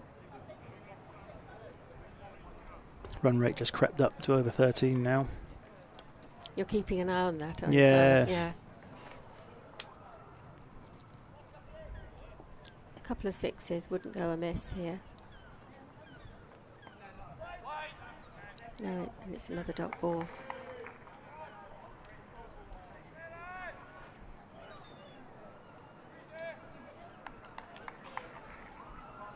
Where would he go here? Damon Lee. He's needs to do something magical here for. He's looking to play out into the offside. Not with that Not ball. with that one. And it's a no ball. A no ball for six, I Gone think. for six. No, I think he's just missed out there.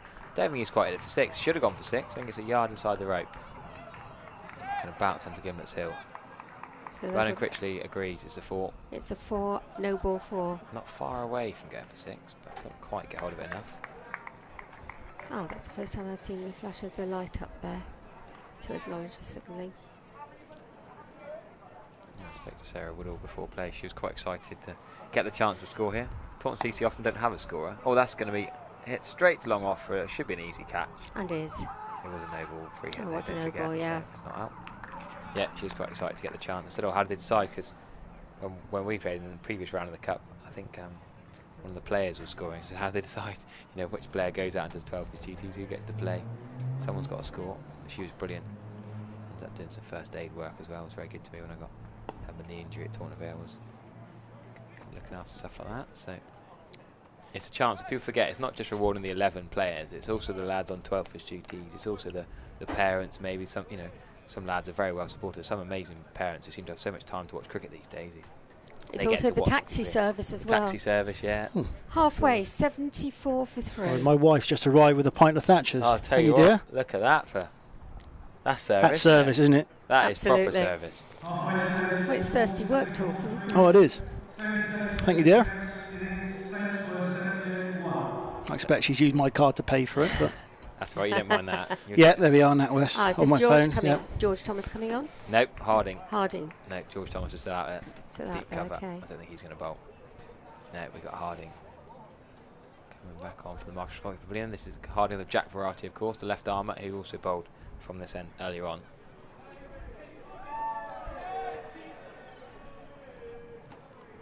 Yeah, Couple of practice bowls to. That's Josh Thomas down there, isn't it? Yeah, I'm pretty confident we're not going to see George or Josh bowl here. Thomases will save themselves the Metro Bank One Day Cup. Give the Saints regular lads a bit more of a go with the ball. Close to being a wide. Very close, but Charlie O'Day doesn't move his feet in fairness though. He swings, doesn't he? He swings really cleanly, but every time I played against him I thought actually if he moved his feet more, would he hit the ball harder and cleaner? But he's got such a good swinging arc. Yes, but it's, you're actually keeping at least 50% of the balls that aren't in your arc out. Yeah, exactly. If you move your feet and get into the timing of it. Could have covered driven that. Exactly.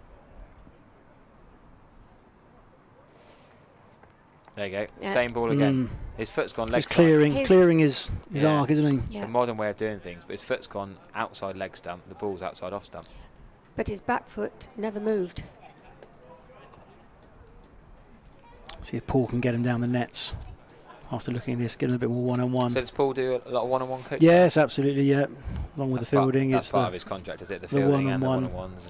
I can remember when I was playing, and not very well, I hasten to add, that was the first thing I was told. You lean into the ball and then move your feet to get to the pitch of it. Slice that could be out. William Thomas does make a great effort, in fairness to him. Looks like he might have got a hand to it. No, I don't think he did, you know. It'll be fingertips at it's best. It's 2 runs anyway. It's not gone far enough to be able to get the boundary. So Luke Paul bowled 1 over 14. Jack Harding into his 3rd. Oh, I think he's been the most economical of the bowlers so far. That doesn't surprise me.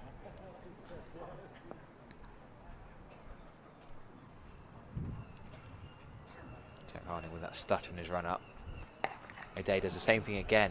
How many balls his foot gone leg side and he swung through on the offside? Every single one. Yeah. Clothing that. Could he do something different? Could he try a little scoop, find legs up in the ring? Could he try using his feet coming down the wicket? Could he try something That's different? definitely the thing to be worked on there. Yes, if something's not working, perhaps it's time to change. A bit more variety in what you're doing. Yeah. But other people can see what you're doing rather than you yourself. Yeah. You don't even realise because you're reacting the whole time. He's got hold of that That one. was better. That was better. Thickish outside edge. You take 2 there, though. Foot went out towards the ball, spooned it over. Point for 2 runs.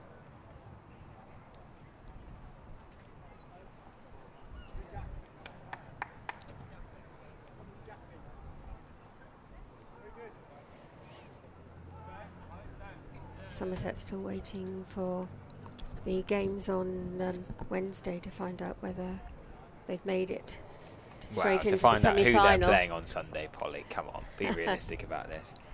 Yes, it'll be interesting. That was a better ball. Played. Yeah. Fuller length ball. Another good over for St Andrews, though. Score goes on to 79 after 11 overs.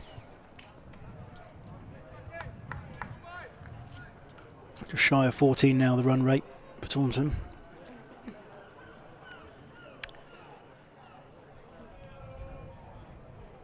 And there is a picture on the scoreboard of the commentary team at the moment.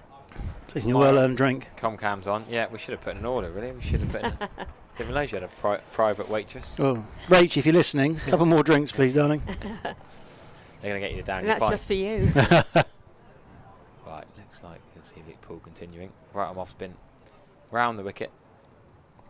From Rob Coombs. River end. Short, wide, pulled. Should be at least 2, maybe 4. Yeah, going to be 4. Oh, yeah. We know. Fair play, I don't mind that from George. If that's Sunday in the semi-final, George Thomas dives full length stretch for that, but fair play. The game pretty much done here for St. Dean at this early stage. They need a miracle here from Taunton CC. 121 needed off 8.5 overs. Charlie Day's having a bit of an open net out there, isn't he? Full toss. Scuffed down too long on for 1 run. Damon Lee hasn't had much to strike, in fairness. No. He's a big hitter of the ball as well, long levers.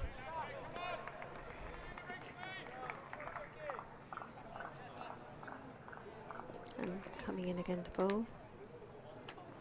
There you go, full toss. And another that's a full full toss toss. and a no ball. That's a no ball. Nearly. Has he caught that? No, I think that may have gone all the way. Made a great effort, though. Even being a no ball, he still tried to save the runs.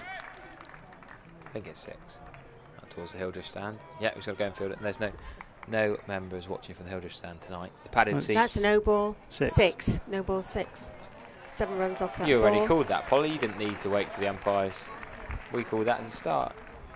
No, But as a scorer, your habit, you've got to wait, haven't you? If you actually look, you see the first signal made. It's called, or it should be called and signalled, and then the arm drops, and then you call it again when you signal again when the ball is dead. Exactly right. It's good running. Good running. Bit of 2 fielding as runs. well. Good sprinting and pick up. Left-handed throw from Jack And Harding there. they run straight, not off to one side. Yeah. George Thomas, you were telling that too, weren't you? A bit of I feedback was. for him. Yeah. I'm sure you were telling that. I doubt it. Ooh. Well, didn't go quite where he wanted it to go. But it looks like another 2. Good running again. Yep.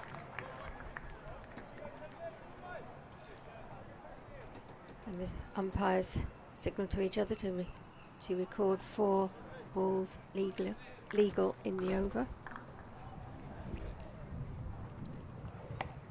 Emily does try and go That's deep into the better. crease, thrashes Yeah. out for the offside. And well picked up there.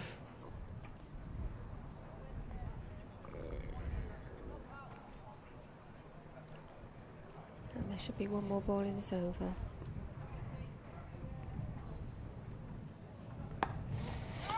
He picked that out. No, it's just wide to him. I think.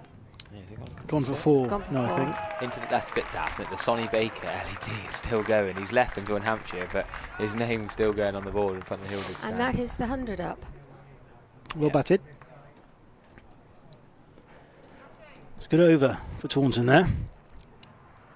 Run rate just crept down to 13 again. Was up at 14.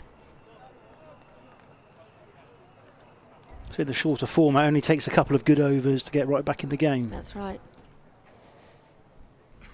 And we've got Harding again. Yeah, well, Yeah. so bowling straight through here. Looks like it. Bowler's last over it.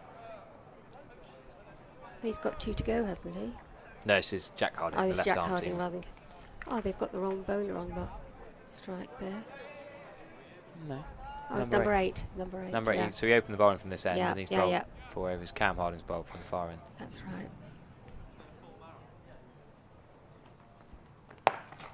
And Straight to Toby Thomas. No run. And the young lads are walking round the boundary with a drink in their hand. It looks like to give it to one of the outfielders. And the shadow's well crept over now. Still beautiful up on the Quantox, though. No, it is, it's lovely. Oh, Oops. Thomas really That was comfortable, a wild Yahoo, and he sort of fell over thought it hit backwards. something. Probably hit a shoulder I was or gonna say. something, He's yeah. not- He's not flinching, though. He's not wincing. Well, That's that- either you hit the don't do bat or it that. hurts, isn't it? Well, he's not bowling slowly. It's probably hurt. Bit of flesh. He's bowling Trent to Eddie sweatbands. Not an arm guard, but like a left forearm sort of sweatbandy thing. Missed that. Josh Thomas still without a hat or sunglasses, still trying to shade the sun from his eyes. And that goes straight to fielder.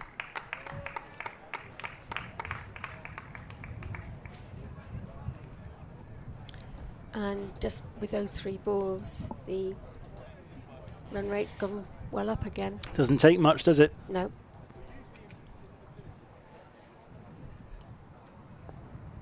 I was getting like a bit nervous at Middlesex because we were going so steadily. I thought we can't mess it up now, and then James Rue and George Thomas just came out and bang, bang, bang. It was all over.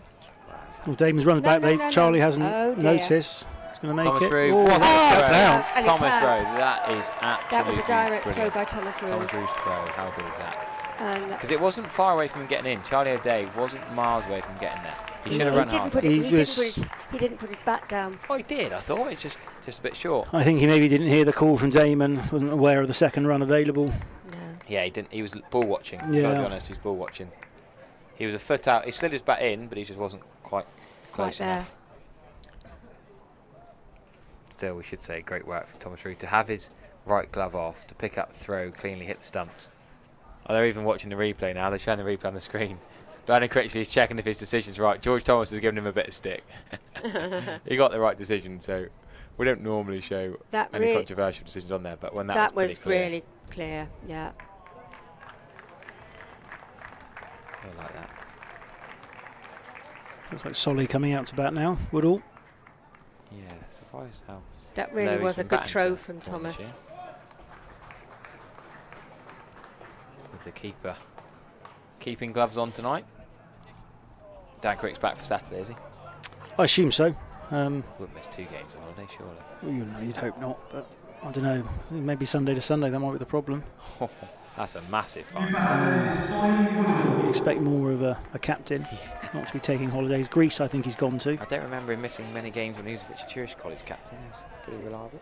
They're just showing that again. Slow-mo. Got a few runs this year as Dan Quick. He's fairly high up in the weapons. Yes, he always does well. He's an excellent cricketer. Isn't he? Yeah, got a few runs for Ashbrittle over the years as well, hasn't he? What was the inspiration between the Ashbrittle to Taunton CC move in? Do you have a few friends tapping that? Hugh Kelly, I think, was instrumental. Played rugby together at Wiveliscombe. Yes, yeah, makes sense. I think he kept probing away at him. Eventually got him over. Hasn't looked back since. Been excellent for the club. Just thinking, Hugh Kelly actually, when he came in and got 7 off 9 balls, doesn't he bowl a bit of off spin? Leg spin. Leg spin. Why did he not? Back in the day, used to bowl a lot of leg spin when he was at school. Why did he not? Played a bit of Wiltshire underage cricket. Missed a trick not bowling him? 7 bowlers? Well, probably didn't miss a trick. Oh, okay. I think we might have been chasing 250 rather than 200. Those days, is he? These days are well behind him. He did turn his arm over on Saturday though for the 2s. Right, go okay. In the last over, no, I think he bowled about 3 balls before we lost the game. That over was very...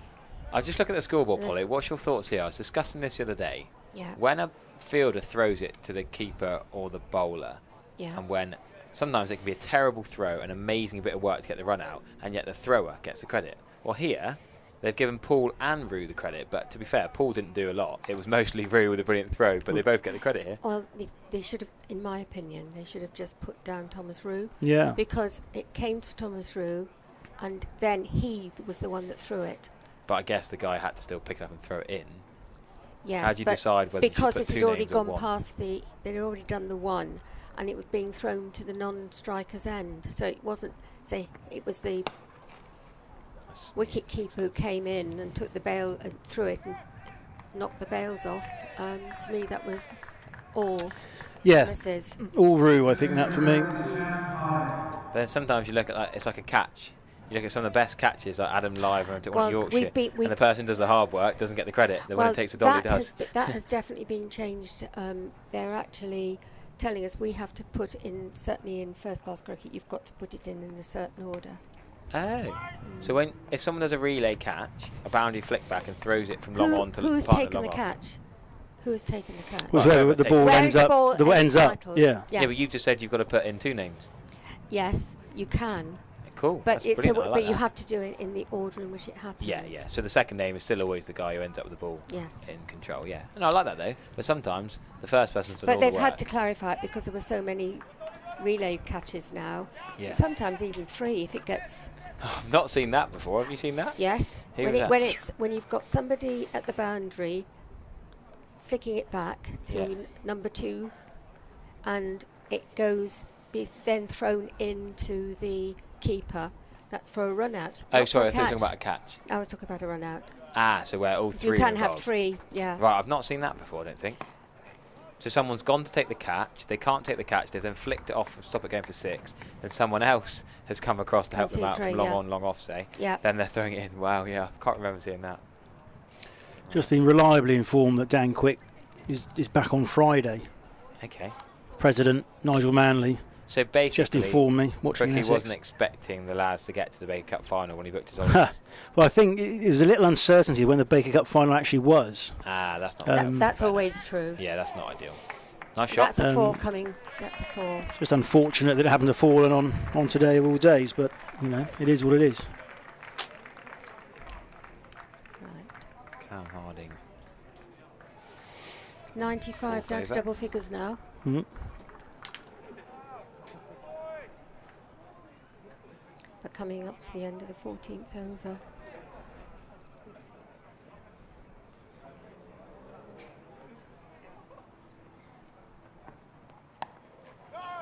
No single there. No. Could be, well. Well done, Thomas. Rue's done very well there to field that in the end. Yeah. Right, so the end of the 14th over, it's 109 for 4. I think probably all or nothing now for Taunton. They've got to go and go hard now. Yeah, 95 off 6 overs would be some chase. Some thrilling finale. No, who's bowling here? James Travers, yep. James Travers, I'm surprised they waited this long for him to bowl. Top lad is James Travers. Really good young fella and talented cricketer. Hits the ball cleanly, bowls some good areas. Bowled me through the gate last year. Thought I had him covered, and then nope. I thought he was swinging it away. I think I just told my partner it was going away from me, and then bowled me through the gate. Played mostly in the Saints first team the last year and a bit. Yes, it's only this last year and a half that I've not been scoring for the Saints. Just too much going on. You're winding down into time. Yes, sometime. I can have a single there. Sollywood was pretty quick between the wickets.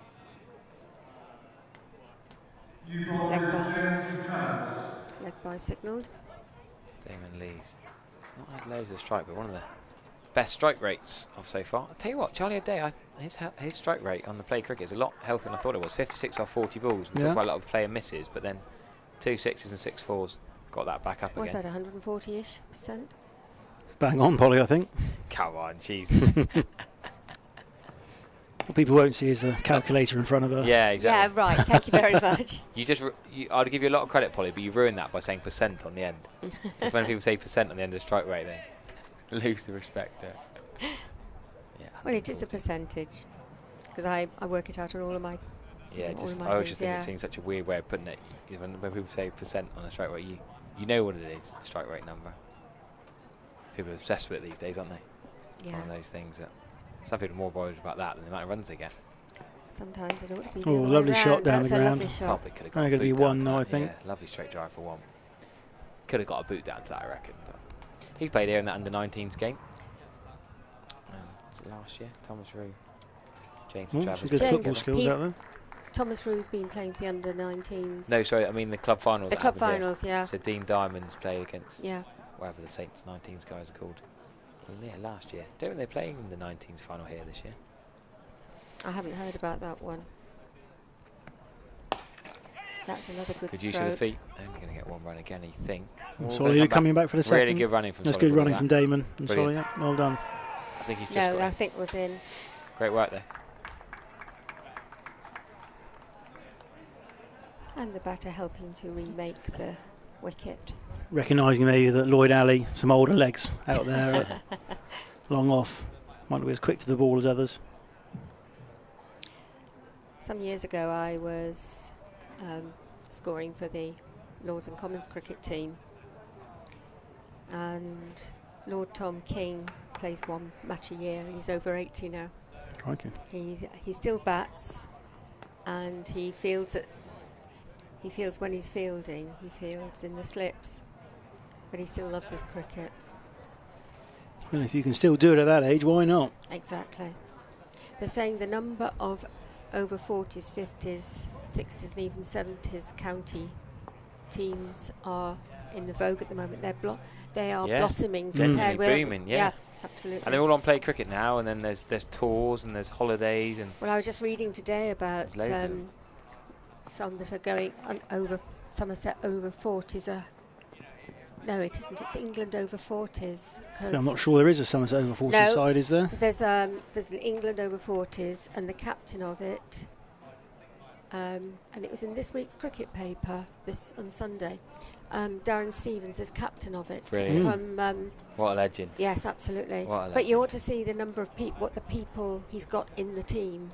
And it's Has he got all his old mates, all his old county pro mates? I imagine Jimmy Anderson qualifies for that now. He could maybe get a game. Yeah, but there's also the fact that Darren Stevens is playing. But they're organising one, I think, almost like a World Cup for the over 40s.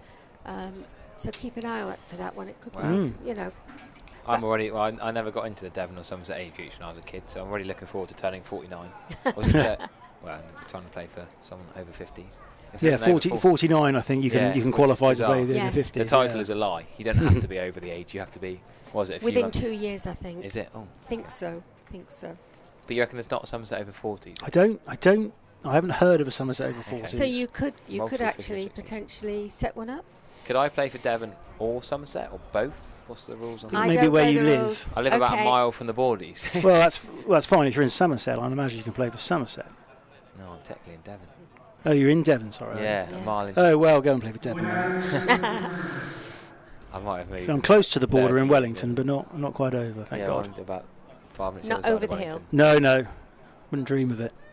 That he got his Taunton CC shirt on as he admits to living in Wellington. Well, you know, I'm Taunton born and bred. There you go. Fair enough. Lloyd Alley returns, this time from This the one from the River River End, yes. Great minds think alike. Fools seldom differ. Into his 4th over, Lloyd Alley. Not the skipper tonight. Not the skipper anyway now. Josh Thomas is. Oh, that was a wild Yahoo and didn't go anywhere. Thomas Rue completes the fielding, being returned to the bowler. Still under 20 and over, the required run rate. Just It's possible. 87 wanted from 4 overs. 4 overs and 1 ball. No, 3 balls. 4 overs and 3 balls. Just a single, I think, out to the... Oh, no, Ah, come back good for 2. running. That could be a Solly Woodall, good very running quick. from Solly. Thomas Rue thought about doing the same again. Lloyd Alley said, nah, don't worry about it this time. And the long legs of Damon got him there. Yeah. Fair play. These two have run between the wickets better than anyone in the whole match, actually. Mm. That is one thing we should What say. was the the run out was at 101. So it's partnership of 18 so far. 135 was the Josh Thomas partnership. The backbone of this match for Thompson Andrews, getting them over 200. Oh, and Oh, reverse Solly sweep. Woodall. I like that. The reverse. What? Well, Just switch for it, one. really. Just for 1. To be fair, that's not far away from getting 3 for 4. Josh Thomas was nowhere near that, but Harding does well. Is that Harding or is that Jay Terry? J, I think it's Jay Jay. Terry, actually. Yeah. Yep. Does really well to save that. Right, what will Lloyd Alley do to close out his spell? He's bowled here many a time in his stalwart Taunton Andrews career. Oh, that's a lovely shot from Damon Lee. That's one of the beautiful. shots of the innings. That is a cracking Yeah. shot. Well played. Not that bad at He all. made fair room play. for himself Yeah. to play it. Back to a leg side and boomed it through the offside. So his nan of 89 years of age is watching this tonight for the first time, I think, a live stream That really was at good. home. So she'll be very pleased with that. Good old Sylvie Lee.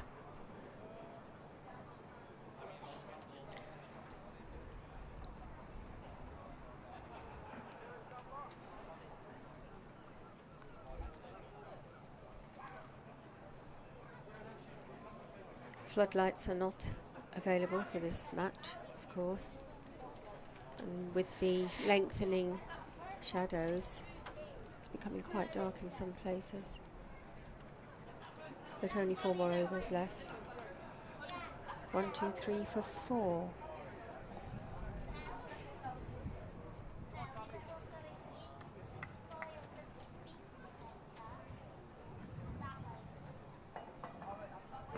Travers is scuffed for 1. St Andrews more than happy for just the ones to be taken now.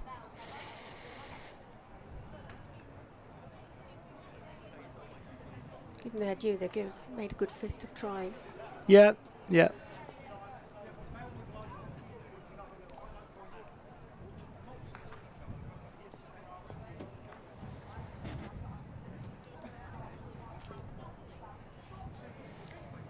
And again, goes straight through to the keeper. Yeah, hasn't had too much to do. Just wonder if they'll regret not putting Liam Redrup up the order a little bit.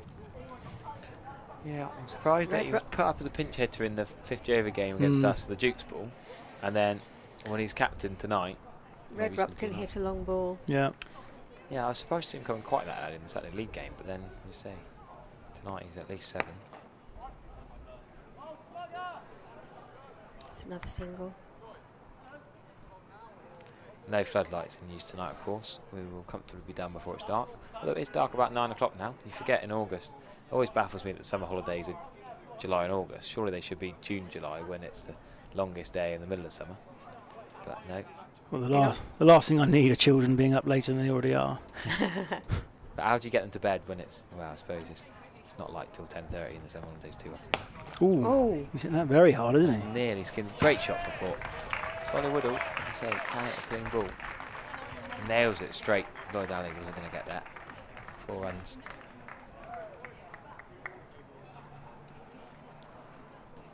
He's not had a chance to bat. Taunton have won a lot of games in the West Somerset pretty easily this year. Often Charlie O'Day, Dan Crick and Will Averill have done the bulk of the run scoring. As are Oscar Coleman, Solly Woodall, even Redrup really promotion beckons. Well, Wemden standing our way, unfortunately, Polly. At the moment, you We never were. know. Oh, Lovely that's a shot. good one. Solly Woodall, what a shot that is. Mm. And that's 4. They can move on to 4. Another We 4. were a little unlucky for our game against Yeovil to be rained off. Yeah, what did Oh, happen no. that day? How did it rain there I and think no one else? well, there was a lot of rain there, Isolated but shower? I believe that a lot of water got onto the pitch. There's quite a Well, little there's bit of a slope there, I was going isn't to say there? there's a slope and it goes under the covers. Yeah, and so I think once the sun finally did come out, the pitch was underwater. If there's going to be a pitch that's affected by the water, there are 2 grounds that I would say. One is Bristol, because that's a massive slope, Yeah, and it's always been a problem, and Yeovil the other. yeah. I mean, I think they're ripping it up at the end of the season anyway. Oh, right. They've gone through a few different ground staff in recent times, haven't they? Josh Thornton, the Oval centre-back, was doing a bit of work there. I think he's playing football for Poole now. He's doing a bit of the ground stuff. Well, Yeovil's one of the best tracks we played on last year. But then Yeovil Over have this got year. also got a captain, I think, of the second team, whose daughter came and spent the day in the school box. yes, that was the other day. Yeah, I That's remember right. that. We had Ruby, young Ruby, up in the school box. They love that. Learning. We played them the day before, and they said, "Oh, Harry, make sure you give him a shout out on comms and the school box with you." Couple of Yes, weeks ago. she was a superb specimen of a young scorer. Absolutely fantastic. Brilliant.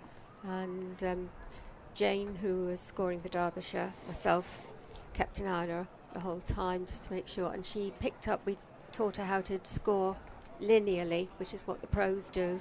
Yeah. great And stuff. she picked it up so quickly. How old is she? now? 12. Wow, fair play. And officially she can't have any training until the 13 for the young officials course that there is now. So We should say Lloyd Alley's bowling his 5th over. If you're just joining us, don't forget the Baker Cup. You are allowed to bowl 5 overs. As bizarre as it sounds in T20 cricket. as bizarre as anything else. Well, the ground is now fully in shade, but it's still quite... I like that tiny little strip though. It's, Yes. it's the Joel Garner Gates, isn't it? That Yeah. tiny little strip you get at this time of life. That's right. Just basically where Josh Thomas is the only bloke without a hat or sunglasses or anything on his head. Another plug for Joel Garner coming. He's Yeah, coming. Is it end of the which over. is which date is Wednesday, it? later in August, Wednesday night. I know that it's all these things are happening while the first team are away for obvious reasons. That means Straight back down the ground for 6, I think. Or was it One 4? bounce 1 bounce four. 4. Brilliant batting for Solly there. There's some late fireworks. I know a few people will be keen to come and see Big Bird, Yeah, I was. Mr. Fishlop. Yeah, saw him in December when we were over. Had Oh a yeah, chat she with had a him. cracking trip, didn't you? Yeah, brilliant. Yeah, very jealous. I'm ticked off. It was just lovely Watched to have the some video, warm yeah. weather. And here Solly goes Woodall another again. Done one. it again. Really good batting, Solly Woodall. There's going to be a fielder cutting this one off for Just one the run. one. But this has been the knock of the Taunton CC innings by some way. Yet he hasn't caught up with Charlie O'Day, but 39 Pretty healthy strike partnership rate. at the moment. these two running hard between the wickets. Woodall on 28, Lee on 32. Yeah, good partnership. I think could these two have maybe come in slightly higher up? Yeah. Should these two have batted? Ooh. Should these two have batted 3 and 4? I mean, you never quite know yet. You never know. Aren't they? You know, I think they've stuck relatively to the same kind of batting lineup all season. It's worked for them. But Oscar Coleman's batted all over the order, isn't he? Hugh Kelly's He- played a he bit of has, twos, bit of ones. Oscar, I think maybe they thought the big occasion he might just light up today. Hasn't been the case, unfortunately. But I think that comes. You've got such a strong batting lineup. And is he, I think that might be Good it catch. for Damon. Catch, Great yes, it's catch. caught down at long off. Good partnership though. We should say, give Taunton CC credit here. Those who have done really well. 101 for 4 they came together. So They got up to 40 Put to on 1. 40. Solly being the 40, yeah. 28 of those runs. But a cracking little partnership there. These two drinks carriers are coming on from different angles every time. I love it. That's right. It's brilliant. It's cracking. That's- That is a nice you can't touch. spot them with a bright orange T-shirt on. That's pretty cool actually. Yesterday, I don't think any of the teams yesterday had more than one drinks carrier. Or more than one. They've been person doing it 12 the whole duty. time. They've obviously watched what goes on the professional game. And as soon as there's a break in play, on they've come with drinks for the players. Employ one of those for Saturdays for me. To run on the end of every over, perhaps for me, for a drink. Right. And the bowler retying his laces while the new batter comes in. And it's Liam Redrup. It's come to the crease, captain. What can you do, Liam? He left himself a little bit too much, I think. Oh, well, the run rate now required is over 31, so probably unlikely. Well, simply they need 63 off 2 overs. Yeah. Harding of the jack. The left armour is going to bowl his Is that fifth. the last one? Last over. So 2 left armours are going to bowl 10 of the 20 overs. And then he comes bowling to the right-hander, which is Woodall. Ooh. Oh, shot. Oh my goodness. Cleanly down the guy. Deserved 4, but it's only going to be 2. Somebody's Oh no. Real trouble here. And number 37 is probably- And that's Liam, I right. think, has run out without facing a ball. Could have been 2, but he didn't. Solly Woodall knows there's only 2 overs left. You've got to push. You've got to run hard. Redrup should have been pretty fresh. Only just come to the wicket. Maybe hadn't warmed up, jumping around on the sidelines, get his hamstrings going. Could he have just turned and go? We should say good credit to Lloyd Alley. Good bit of fielding. But I think at this stage of the game, you've got to run hard, haven't you? You've got to just turn and go. Yeah. I think maybe you've got to get Solly back on strike, haven't you? When Solly's in it so cleanly, yeah, you don't want the new batter on strike. Anyone coming out to bat now should try and That try and get the walk set has batter. got an attitude. It's James Clark, I'd imagine then. Yes, Liam's not happy. Bless him. Incoming batter is James Clark. Toby Williams-Thomas only bowling 1 over. It's a bit harsh. Didn't do a lot wrong. No. 1 over for 10, which, you know. Well, there were 2 fours in it. That's only 2 strokes, so he usually keeps the. Sometimes bamboozles the opposition. Richard Walsh has just WhatsApped me Whipple Somerset match report who's put on the Bridgewater Mercury.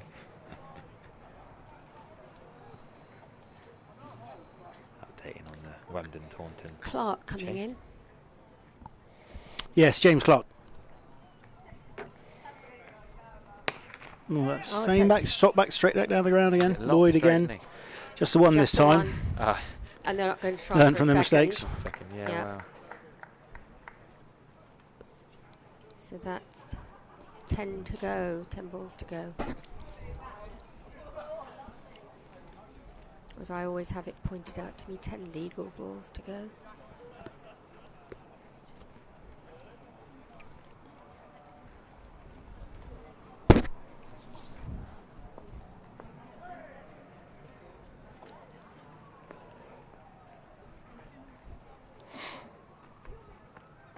And Playing a miss. playing a miss, collected by the keeper. Rue Minor behind the stumps.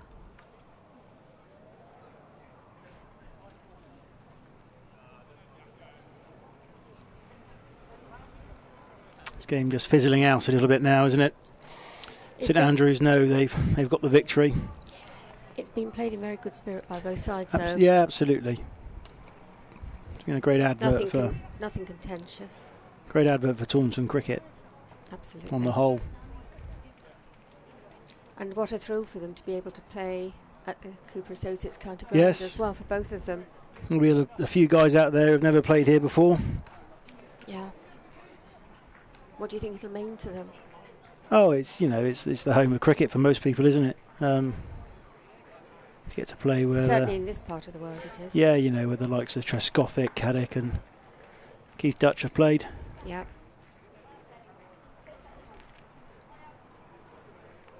And I was very. Oh, that's gone up in the air. It might be safe. Terry thought Chippers. about trying to get round, but Yep. And they're running 2. And I was very lucky to play quite a lot of cricket here. When Taunton moved from Moorfields to Gypsy Lane, we had a year For it bedding in. out. We played quite a lot of games here, so also a couple of Baker Cup finals myself here. The Baker Cup is even older than I am. Surely not. Thank you very much indeed. Oh, we were unanimous in our I've got polite response there. I've got an aunt. She's no relative, but she was my mum's best friend. Went to school with, and she's 105 this year. Oh, crikey! The wagon wheel. That is a good innings. Straight, isn't it? Fair play to her. What's the secret? She used to do an awful lot of dancing, ballroom dancing, and also keep fit right the way through her life. She only gave up when she was in her 80s doing keep fit. But of course, keep fit was in those days. It was just sort of PT type. Keep fat, my dad calls it. Right, and at 19 overs, 147 for 6. And you're nearly right with your projection of a score for Harry. Yeah. Well, when I said 150, I was talking about Taunton. Of course you were. Of course you were. 57 still needed off this over. Impossible task. Oh, that's gone straight up. Name Who under wants it. Yeah. Caught and bowled. No mistake. No mistake. Caught and bowled, 147 for 7. With 5 balls left. So who's going to get a bat at the end here then? Who are they going to give a bat to at the end of the innings? I'm trying to see. The next batter in, I should imagine. Well, I'm just trying to guess. Do they go Hoffman? Looks like it might be Hoffman coming. I can't see from here. Could be Weatherall. I reckon it's Hoffman. Two you'd have thought we'll get another chance. Quite a young lad. Hmm. Well, I'm not sure they do it on chance or based on whether the scorecard was. Well, as long as he's not a Bridgewater. Well, there you go. I suppose that's one way of looking at it. Yeah, it looks like Hoffman. Got any runs for you down the order this year? Chipped in here and there, hasn't really been needed, to be fair. Well, that's good for the club, isn't it? Absolutely. You know, it has been a wonderful season for Taunton. It's good to hear that. We've spent quite a few years in the wilderness, along with days from Whipple cricket when we had all 3 sides up there. Well, I remember they were certainly better when I first arrived on the scene in Somerset. But, you know, every club I think at some point will go through a transition period, and Well, it comes in cycles. Yes, Every yeah. club, you know, you get a generation who are all there and keen, and then they grow up, and you've got nothing necessarily coming along. That's why it's so important to develop a youth culture at a club like that, which of course is what you're doing now. yeah, absolutely. Darryl Vickery was our youth coach for many years. Did a very, very good job bringing a lot of these youngsters through. That was a Lovely shot from lovely James. shot. 4 first ball, wasn't it? Well, it makes sense, I suppose. The left arm spin, taking it away from the right hander. Oops. And Kick of the turf. a kick of the turf by the bowler. Not very happy at being dismissed for 4 so easily. Jay Terry not getting a chance till the end of the innings, in fairness. That was off middle stump. Great shot, well played. If you don't miss him, you can't be RW. He goes again. Goes again. Oh, You And this miss, time he I scuffed hit. it. Oh, it should have been a 1, really. Should have easy 1 there. Nowhere near Josh Thomas. Hoffman not want to face another ball. Clark's going to keep going. And does he go again? Does he go for 3 reverse sweeps in the over?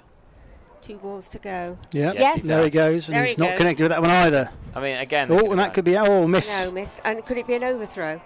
Might Again, be. they Yeah. could have run. And then there's midfield. They have run. Yes, they Jay have Terry run. is not best pleased here. There's A nothing buzzer. for-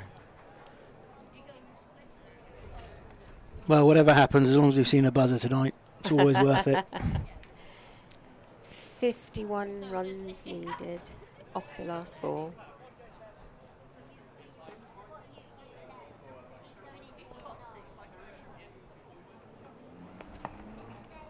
Oh, that's And stumping. stumped. Almost a run out. He's given it out. Vernon Critchley has put his finger up. Yep, that's stumped Rue off the final ball. Yeah, so they're going to shake hands, and Taunton CC have fallen short here. Taunton St Andrews with over 200 in the first innings. There's always going to be 50 runs, wasn't it? Yeah. But lovely to see Josh Thomas spending a bit of time with the young lads. The lads who come on to run the drink, shout out to them, the 12thers. Professional performance from Taunton St Andrews. A bit more experience. Yeah, well played to them. You know, I think Taunton boys have done themselves proud to get to the final. You know, 2 leagues below Taunton St Andrews, they've done well against them. But I think that the quality was always there from St Andrews, and they played the better on the day. Fair play to them. I think one of the things I've noticed is the difference in the fielding between the two teams.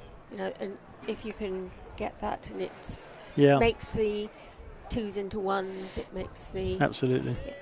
Perhaps even getting a hand that stops the ball going to 4, you can stop 1, 2, 3 runs there. No, they've been a quality outfit today, St Andrews. Unicorns live to fight another day. And as the sun dips down behind the flags. Perfect timing. Perfect timing. But no, thank you very much for you two coming and joining me on commentary. I've been Harry. Pleasure. Thank you, Harry. Rose. And great to have. Oh, we should also mention the first things. We had Lloyd Alley. Yes. And we had Lloyd Alley and Chris Rue. Yeah. So brilliant. Thanks very much. Good night. Thanks everybody. very much.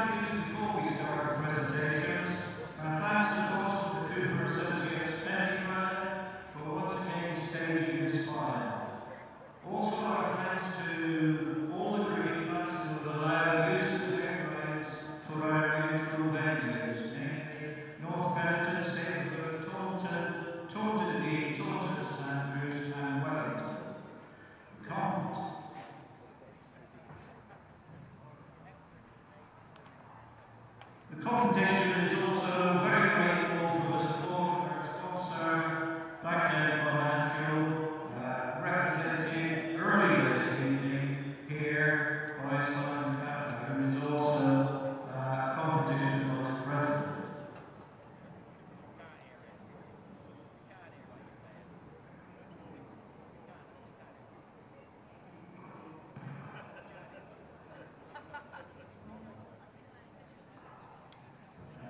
Thanks are also due this year to John Kersley, who, in the absence of an appointed competition secretary, has carried out those duties for us this year.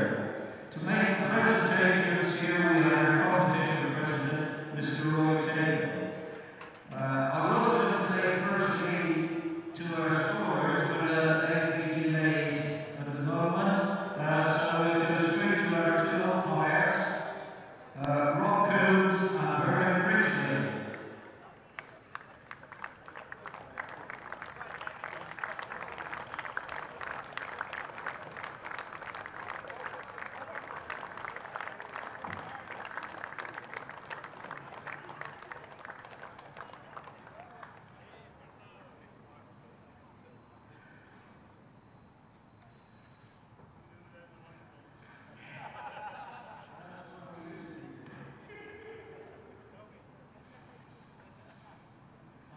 The player of the match receives the Jack Tucker Shield. First presented in 1993, this will be the 41st presentation of this trophy. Previously won on 7 occasions by a Taunton player and on 10 occasions by a St Andrews player. The St Andrews innings was, of course, mainly dominated by a 7-wicket stand of 135 between George Thomas 66 and Josh Thomas 67. For Taunton, Henry Randall returned very creditable figures of 4 for 33. For Taunton, Charlie O'Day scored 56 at the start of their innings.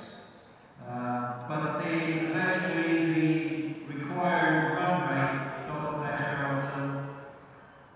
And so our player of the match for his 67 runs off 36 balls is Josh Thomas.